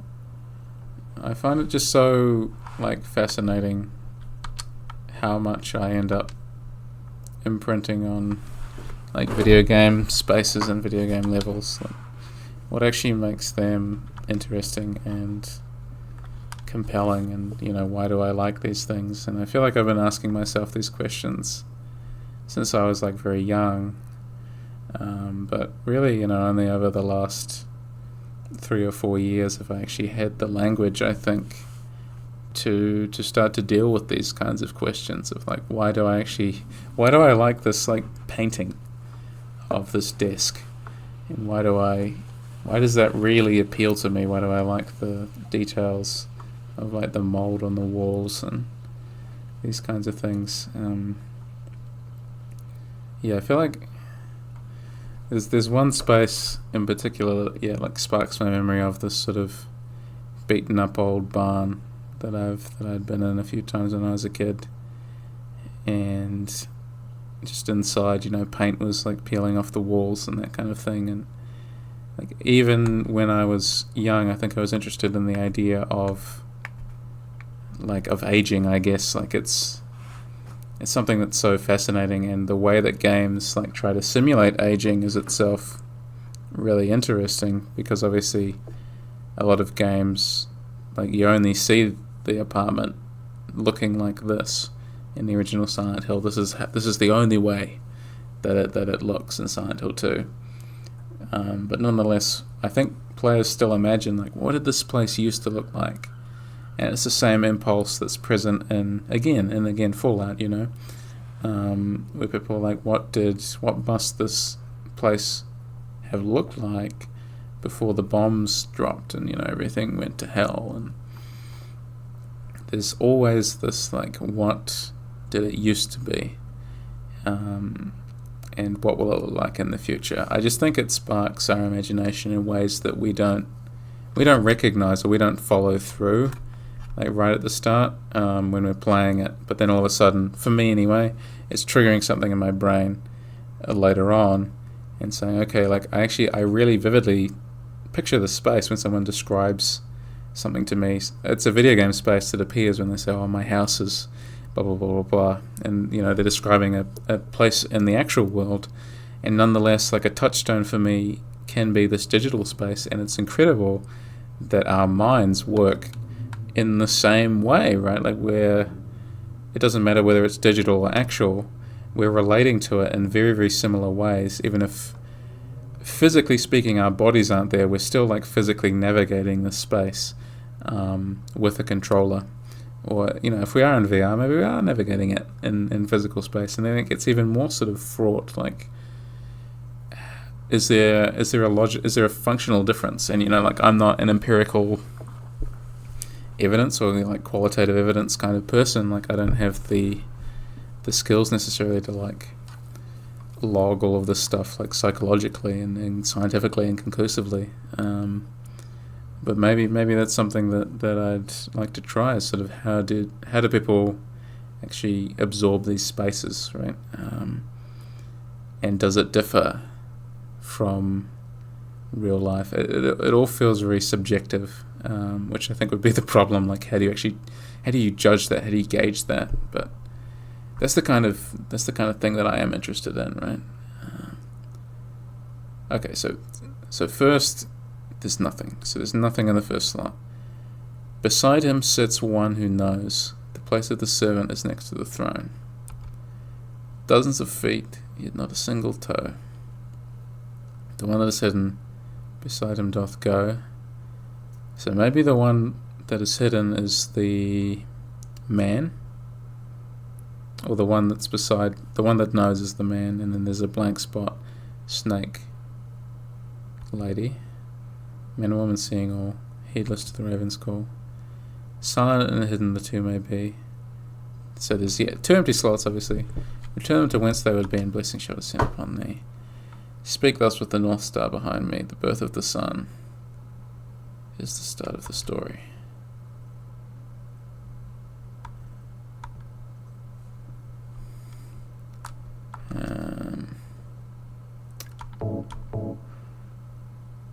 I'm gonna say up there,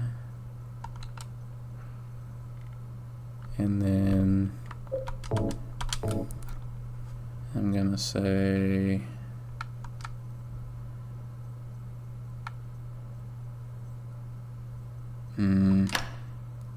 there.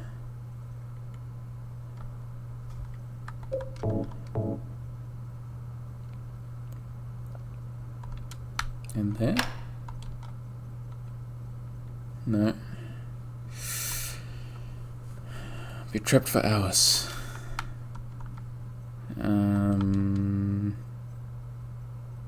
I feel like the one who knows is the old man. Just gonna see if there's descriptions on the coins, because I feel like examining them actually becomes important on this difficulty level. Yeah, it looks like an old man. Okay. Prisoner looks like a woman. That's an important point. Yeah, found in that pool with no water. So really only examining the prisoner one gives you any extra information you might not have been able to figure out from the little picture.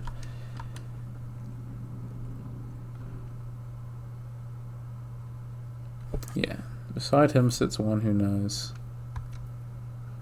Dozens of feet, yet not a single toe. So that, yeah, like the seducer of dreams, creature of Hades, further from man, closer to lady.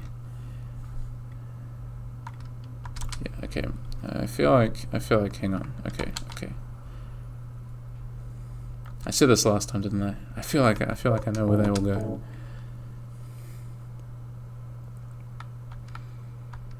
But I think, yeah, the other the other project that I'd like to work on.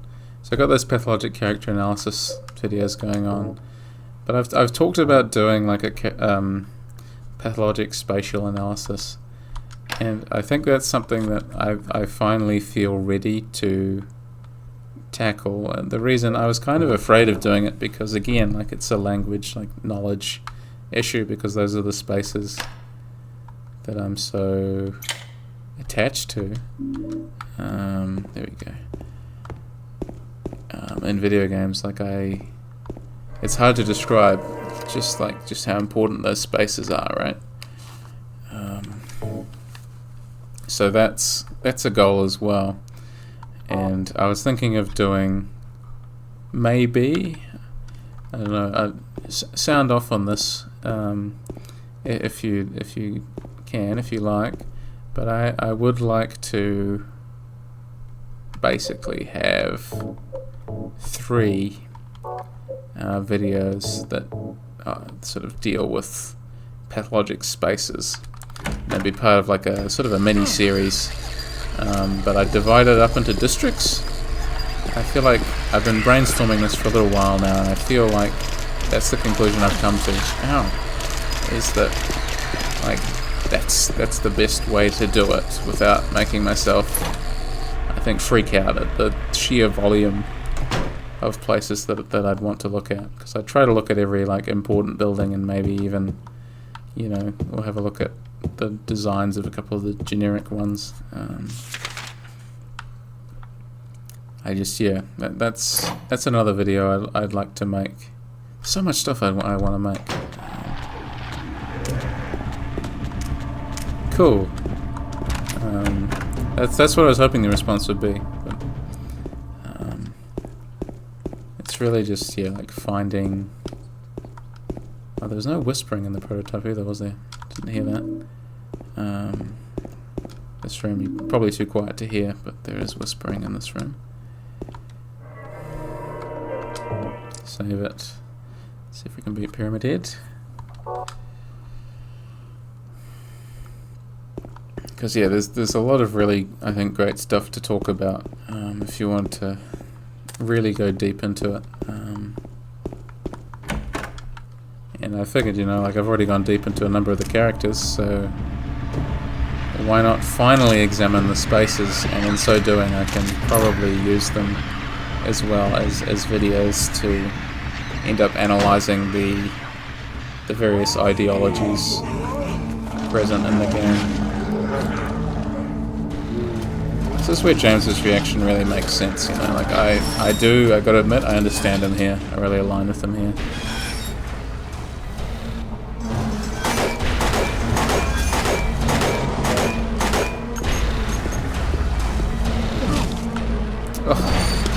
Man, terrible.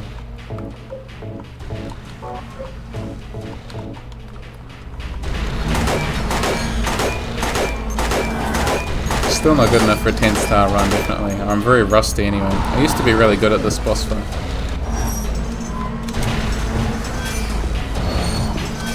No longer.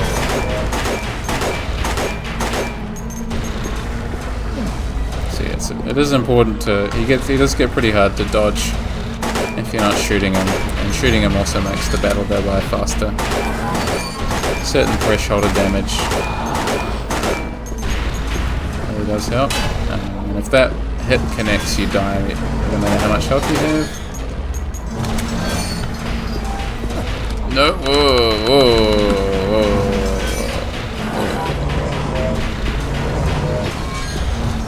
Personal space, buddy. Come on. Settle my reload there. Have a wee drink just to treat myself. Oof. I really love this space. Like, again, like, this is such a weird location to stick a boss fight. Possibly the weirdest in any video game I can think of. Just this grungy stairwell.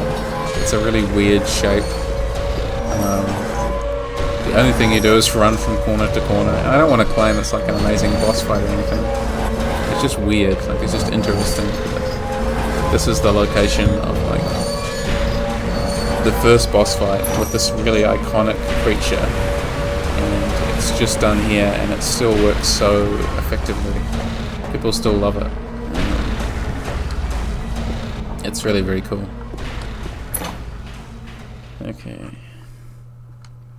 I'm gonna play maybe for another 15-20 minutes. I'll probably get to the hospital and then I'll call it a day, just because I can feel my voice complaining a bit. I do have a bit of a cold as well, unfortunately, which always seems to happen whenever I want to stream.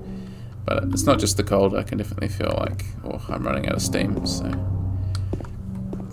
I'm gonna try build myself up again before I do any like major marathon streams. I just want to get my energy levels under control. Here we go. It's interesting how it's loading.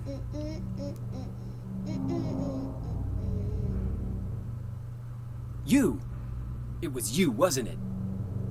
You're the one who stepped on my hand. I don't know. Maybe I did. What's a little girl like you doing here, anyway? Huh? Are you blind or something? What's that letter? None of your business. You didn't love Mary anyway. Wait! How do you know Mary's name?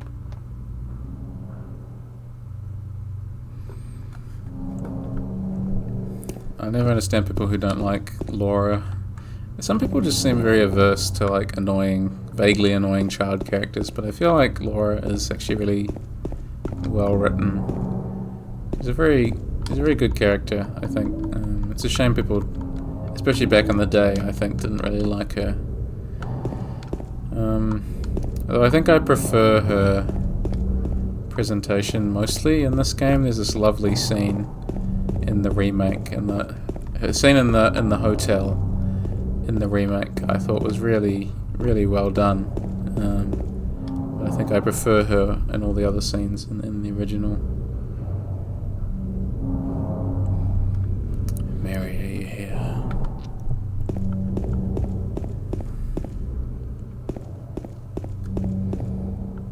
But yeah, it's the look of the game, I think, that compels people, and also the trust that it places in the player. Like, you don't need, like, it's paced so well, which is where the remake fails because of all the combat. Is like this game just somehow, whether by happy accident or like masterful design or a bit of both, knows exactly when to stop pushing you and say, okay, now you're outside, now there's no enemies around, now there's very few enemies around, it's just deep fog, you're exploring this weird abandoned place with all these sort of eerie statues, and or you know, you're wandering down this empty street, or you're rowing across the lake. The game just knows when to say no, okay, break time.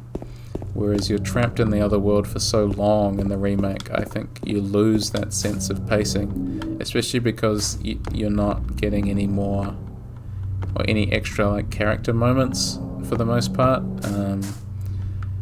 It's the same, mostly the same cutscenes, barring, you know, one or two, but stretched over a longer time frame because you're having to fight enemies for so much longer in your first playthrough, because you want to see and do everything, right? You want to see every room, you don't want to run past everything, you don't know what you're missing, or what you might need in the room in the first place.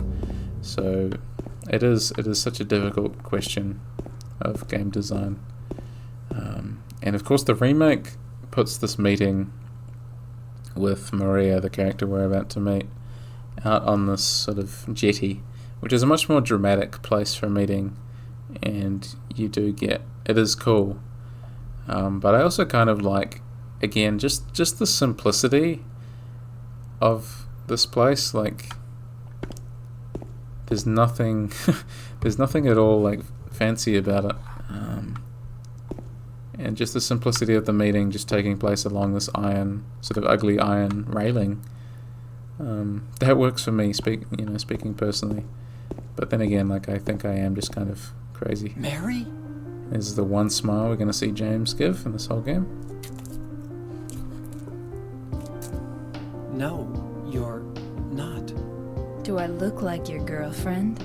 No, my late wife. I can't believe it. You could be her twin. Your face, your voice, just your hair and clothes are My different. name is Maria. I don't look like a ghost, do I? Best voice acting in the game, 100%. See? Feel how warm I am? You're really not Mary. I told you. I'm Maria. Sorry. I was confused. Where are you going? I'm looking for Mary. Have you seen her? Didn't you say she died? Oh yeah, 3 years ago. But I got a letter from her. She says she was waiting in our special place. And that's here? Anyway, I haven't seen her. Is this your only special place?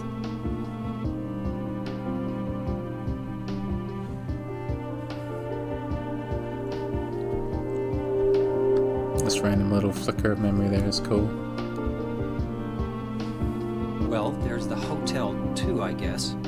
The one on the lake? I wonder if it's still there. The Lakeview Hotel? Yeah, it's still there. So, the hotel was your special place, huh? I'll bet it was. Don't get so mad. I was just joking. Anyway, it's not that way.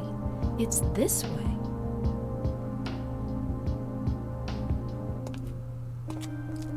You're coming with me? You were gonna just leave me? No, but... With all these monsters around? No, I just... I'm all alone here. Everyone else is gone. I look like Mary, don't I? You loved her, right? Huh, or maybe you hated her. Don't be ridiculous. Love that. So it's okay? Yeah, fine. It's so well, like, it's so well animated, like the little start that she gives and the little step forward that he takes aggressively. Like, there's so much to love about that entire cutscene. Like, I just sound so like, oh, they never needed to make anything else. Just give me a copy of Silent Hill 2 and I'll be happy. But I was just thinking, like, how cool it would be if somehow I could try and, like, make a stream where I'm playing this, like, have the same atmosphere as you know, like, playing it in, 2001 with a big chunky CRT monitor or something. I have no idea how I'd do that, how I'd enhance the atmosphere of the stream, given how basic my setup is, but yeah, I really just, I guess, like, the general atmosphere of my streams, I do want to sort of all have that feeling of just, like, you're sitting down with someone very casual and you're just, listening or, having a chat with them. And, yeah, just discussing your thoughts about this game. Such a special game, and I just, every time, I really want to make sure that I am indeed, like, doing it justice.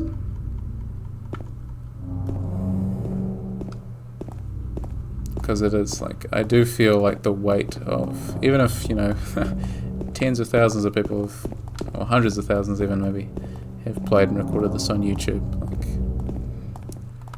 I do want there to be a reason people are stopping by to watch me in particular. I guess, yeah, that's really the theme of today, isn't it? My stream is my thoughts on, like, how I can actually value your time, and make watching my streams feel special. And it's something that I do want to, like, again, like, I don't know what I'd do differently, if anything. But I do want them to feel cozy, and obviously, like, that depends on the game, I think. certainly like it's easy for me to feel incredibly cozy when playing this game because I know it inside and out,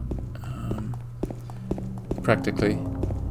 Whereas, I don't know, maybe something that I'm playing through blind obviously doesn't have quite the same feeling of like, oh, okay, like I'm fully in control here. I know what I'm doing, and I know what I can talk about here, and that kind of thing.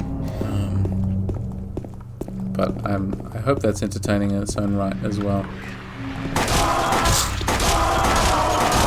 There's really a lot to look forward to, I think, because I'd love to support the channel more and just do more streaming, video essays, that kind of thing. Maybe I'll do another review, but I'm not sure. I kind of like doing the review, but I feel like I'd prefer to have something extra to say. I would prefer it to be a video essay rather than a video review, I think I discovered, but who knows, maybe there'll be something that I feel is worthy of a video review format. But I feel like I'd rather just not do that. Should I bother to run to the end?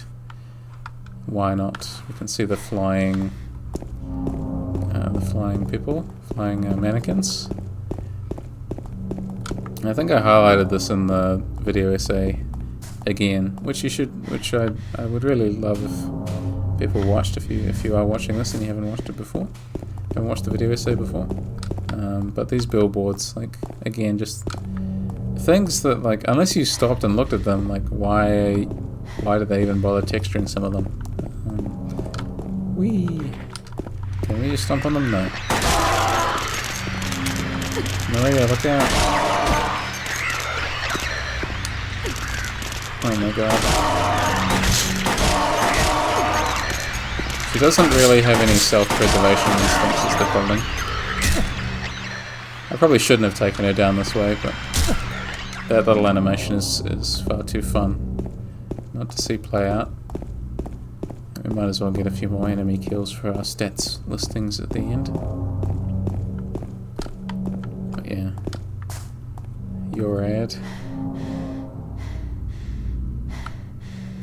And again, you know, you can play it without including any of the human characters on the screen, really. You just have the fog, which is really just a mood unto itself. It is something, yeah, incredibly special, which you don't see in many games, regardless of when they're made. It's a kind of special game that when you play, yeah, that you know it's going to become a special place. It's going to stick with you. Boat launch. I think it's just the med kit, right? I don't think there's anything else here. But yeah. The other thing I was thinking, that's right, the other thing I was thinking of doing was playing the HD collection version of Silent Hill 2 at least. Just so we could see what all this would look like without the fog, which is, you know, is actually legitimately essential. The game is so much less cool and atmospheric without the fog. As silly as that complaint sounds, if you haven't seen the HD collection, it is, yes, a very depressing change. There's a map here. Oh no, the bowling alley. I guess we should have gone to the bowling alley, Maria. What a shame. We're going to have to turn and run all the way back. Oh, you sound tired. I'm so sorry. I think there's bullets over here though, right? Are there bullets? I thought there was more than just... Maybe it wasn't by the body. Yes, right there. Yeah, there were bullets around here somewhere. Okay, let's go. Doing my marathon training, Maria. Come on. Faster, faster.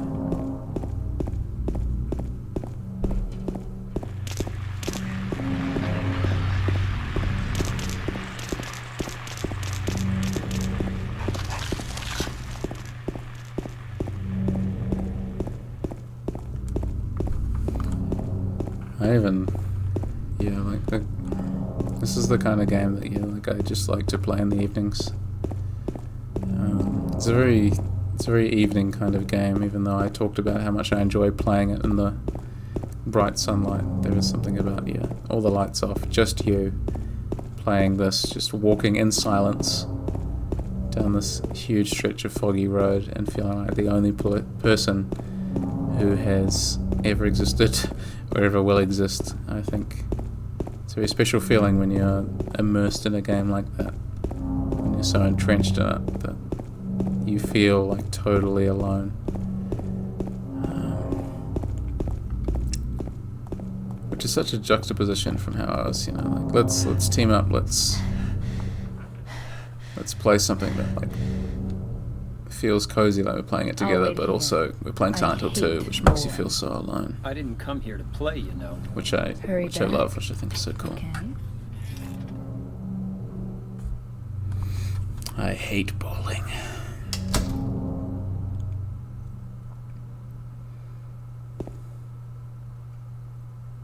I haven't felt that for years. Thank you for putting it into words. The feeling of like being the only person on Earth, because it's one of my favorite feelings. As stupid as it is, as much as I, love the people in my life, and love everything I get to do, as a community, and even streaming, I still love the So feeling of what'd you do? just total, Robbery? complete isolation. Murder? Nah, nothing like that. Huh, you're just a gutless fatso. What'd you have to say that for? I thought you said the cops were after you. No, I just ran because I was scared. I don't know what the cops are doing. But if you did something bad, why don't you just say you were sorry? Well, I guess I run away a lot too. It's no good.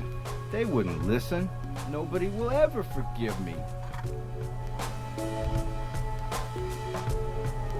It's so stupid. It's actually so stupid. This room, this stupid room that has no consequence to anything, and that cutscene and this music is actually so stupid. Is enough to actually put tears in my eyes. It's insane. This room, I like blitz through it. I blitz straight through it. It takes 10 seconds, right?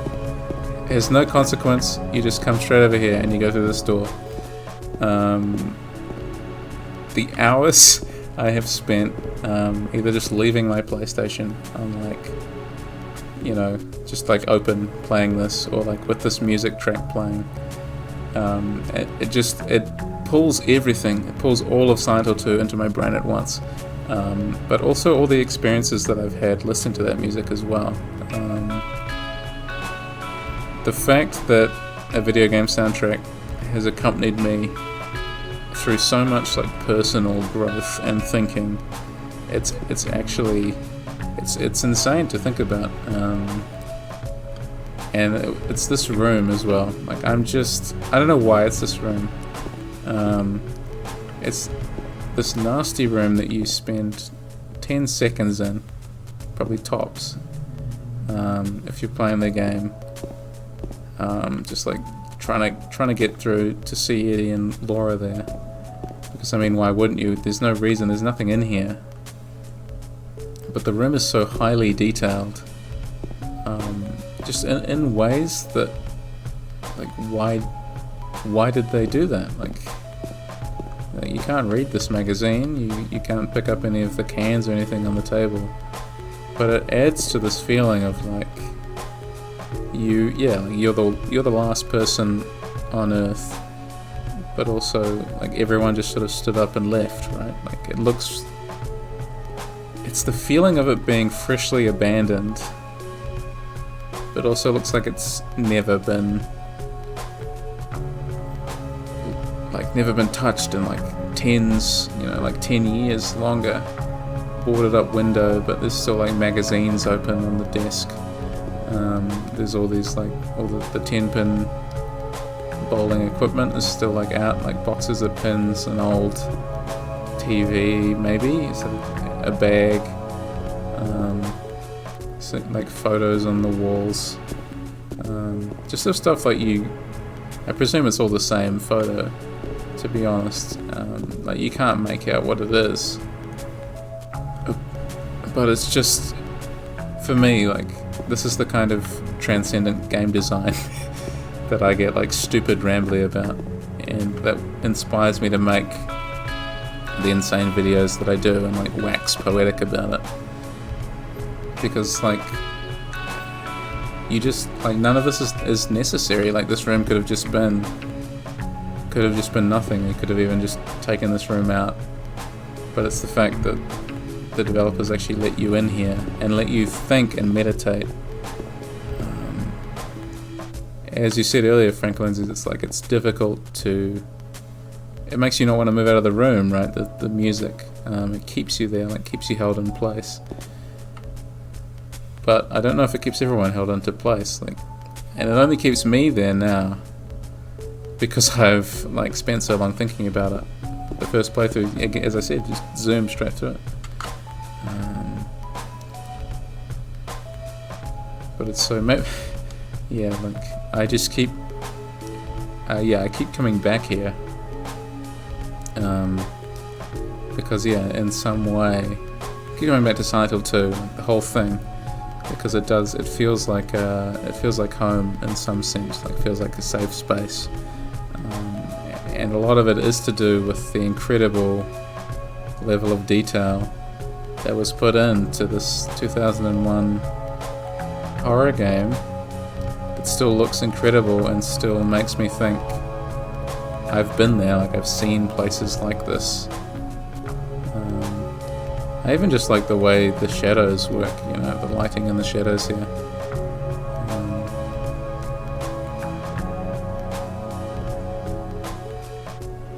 No, it's just, it's cool to be able to share these moments of just like simple, really simple euphoria for me from games.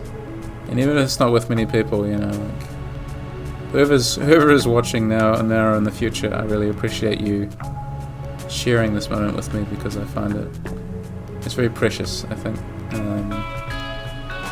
Time like this, just to sit, just to think.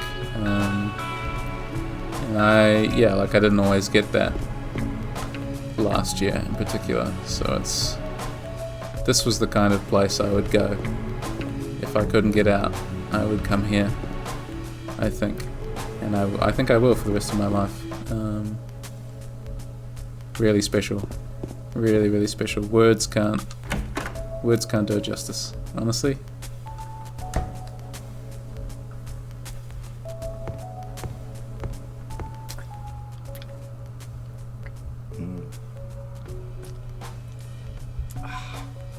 Eddie? Oh, you're... James. We met in the apartment building? Yeah, I remember, but...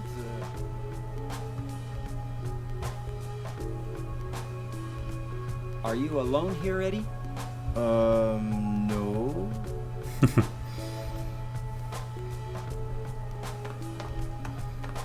I just love the earnestness of the voice actors as well. I think that's what sells it for me. It's just like Bye-bye. everyone sounds authentic in come ways back! that Eddie, let's go after her. Huh? it's just like hard to predict Why? when you like if you're just looking at the Is script. that I don't her know. name? That's what she said. This town is full of monsters. How can you sit there and eat pizza? She said she was fine by herself. She said a fatso like me would just slow her down. Forget you.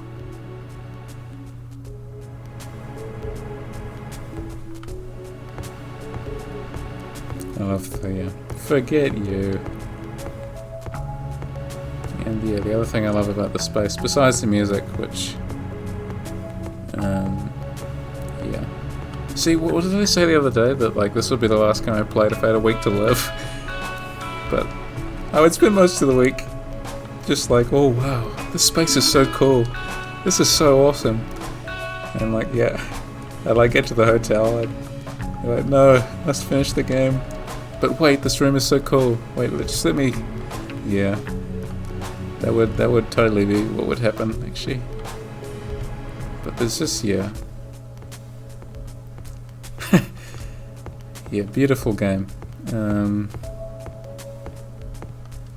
Which is, you know, like all the games I want to talk about in video essays and stuff. Like, I do want them to have that.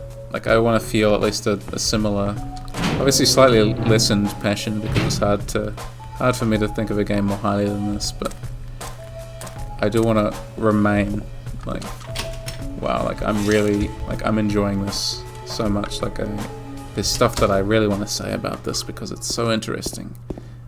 It makes me Did a really little feel girl run things out and of think here? about things. Yeah, she was too fast for me. Aren't you gonna go after her? James, put the gun away when you're chasing after somebody. Trip and fall and shoot yourself.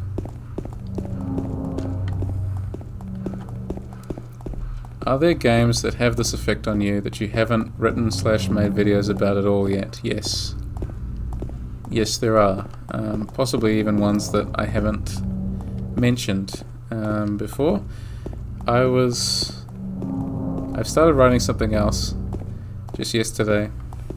And in that video I went on a little, in that script so far, I went on a little tangent about something else, about another game, and I was like, crap, now I gotta talk about this one too.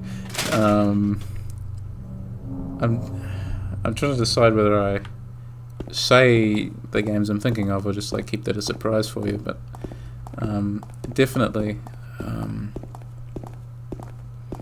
I mean the Silent Hill game that I want to make a video on this year, well, there are two, right? There are two Silent Hill games I want to make a video on this year, Silent Hill 3, but also Silent Hill Shattered Memories, which I've spoken about Is there any other briefly, way? I think. Yeah, there is. So there's those Right two. through there.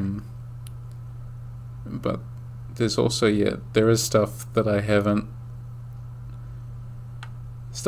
written or made videos about at all, and there's also stuff that I've written briefly about that I It's no think I would good. love to make a It's video locked. on, even if it's like 20 minutes, just because, yeah, like I would get all rambly and passionate about it, and I feel like that's fun. I feel like that's the way it should be.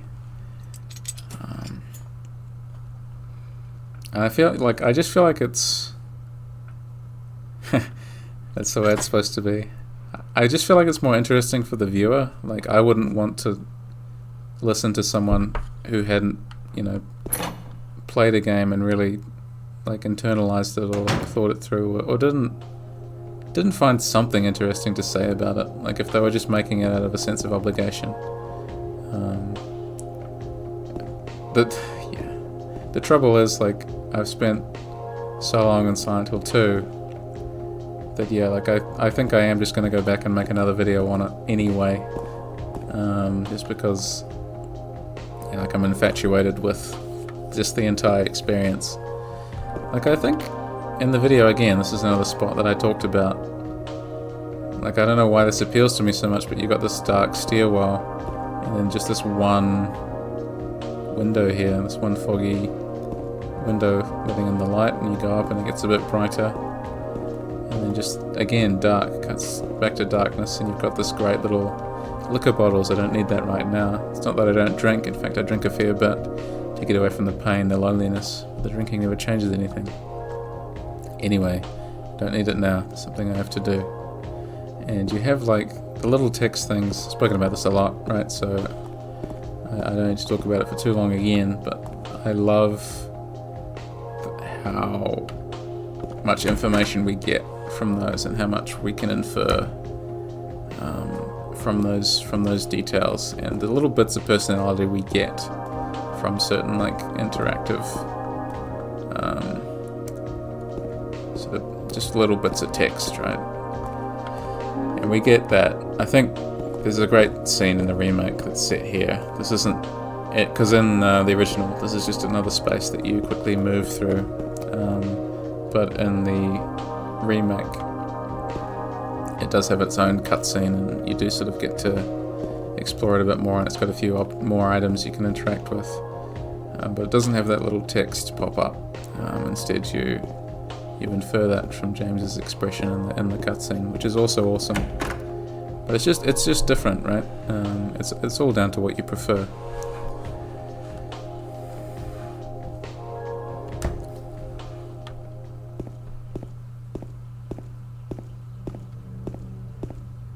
Yeah, I do have to thank you for watching and indulging this, because it feels very like they'll just play through Silent Hill 2 again because they can. So I appreciate you watching. It's the easy choice for me. It's to like, I'll play Silent Hill 2. I'll start the year off with Silent Hill 2. Over there!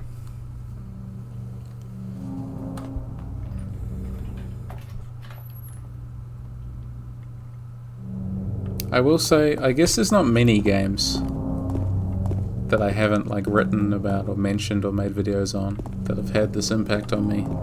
Like the list is still like small because only certain very special games are going to have that impact. But there is still definitely stuff, and there's going to be more stuff. I think that's what I'm excited about. Is when I play out my own rambles, will be much less interesting and eloquent than yours. Oh, you know, give your own rambles some credit. I'm sure you could have an eloquent ramble like myself. Thank you. Yeah, there's so much to recommend.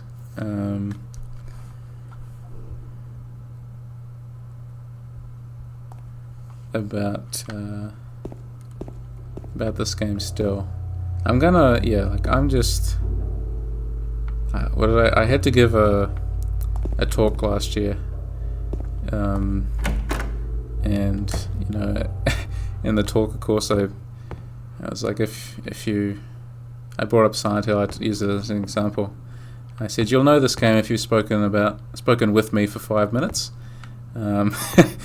which I think is pretty accurate, to be perfectly honest. 5 minutes with me, I'm like, okay, you played Silent Hill 2 before? No, I'll set you up. Alright, let's go. Pathologic, have you heard of that? You haven't? Oh, that's a shame. Come with me. Yeah. I'll get you sorted out. The potential for this illness exists in all people, and under the right circumstances, any man or woman would be driven like him to the other side. The other side perhaps may not be the best way to phrase it. After all, there is no wall between here and there.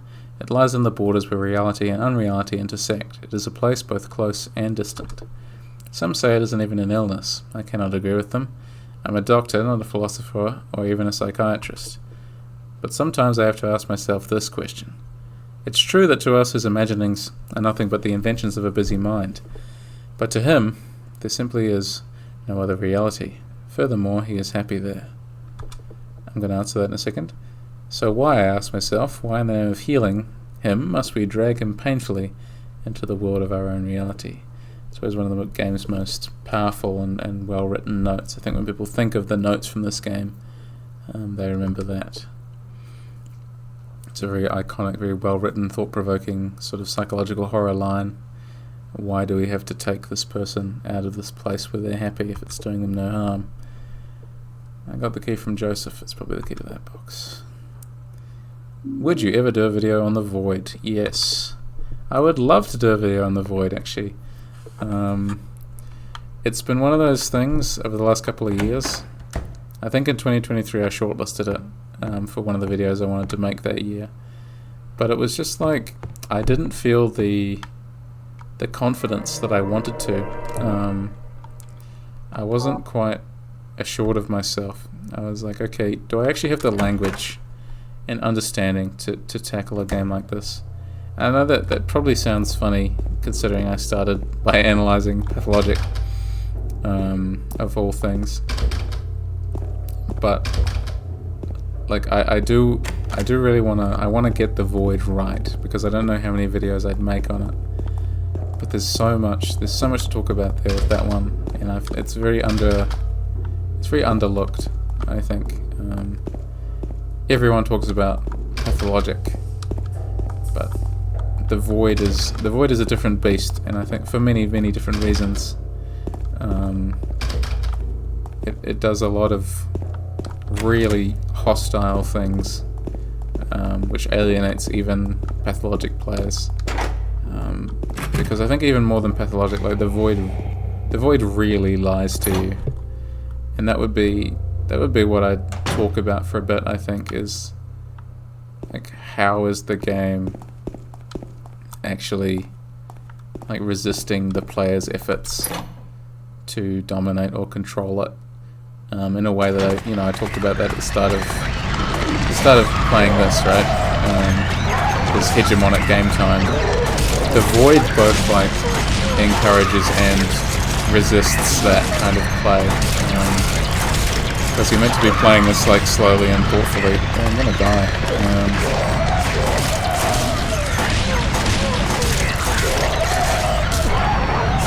Yeah, the game encourages like playing slowly and thoughtfully,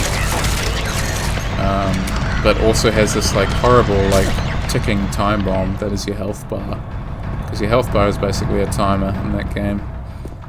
It's a resource that you have to manage and feed. It's always ticking down. So it's intoxicating and stressful, I think. I'll take that. So yes, I would love to do a video on the void, to answer your question.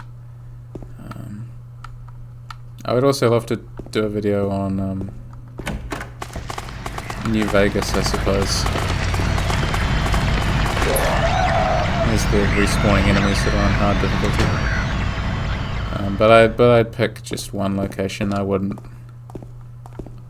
do anything super crazy with New Vegas. I don't think. There are just like one or two spaces that are like in contention in my mind for like, I think I could say some interesting things about this, and that I'd be sufficiently fired up enough about to do. But yeah, and I'm always open to like suggestions. So like, if you do think, oh, okay, they haven't made a video on the void yet, better like remind them about that, or suggest that, or readings or angles of approach I might like to take, or just like new games in general. Always keen to hear that, to hear about that. The number this month is T. Last month it was X. Before that it was Z. What are they going to do next month? That's all they can express with 4 numbers. Anyway, does the Daughter of the Patient Wing really need to have its combination changed this often? I feel like I might leave it there. 2.5 hours is pretty decent amount of time for me to stream. I can feel my voice getting a bit scratchy, and I definitely need to go get something to eat. But yeah, I wish I could stream more often, more easily, because I do really love it. It's a lot of fun, even if I'm just rambling. To only a few people, I do appreciate you sticking around and enjoying my apparently eloquent ramblings. I do really appreciate it. Oops. We can read that next time. But I hope you enjoyed. Yeah, thank you for watching. And yeah, I'll see you next time, where I will continue to suffer on this hard difficulty mode that I gave myself for some reason. Because, once again, I just cannot help myself. Look at that flickering red bar. Excellent. Alright. Catch you later. Thank you.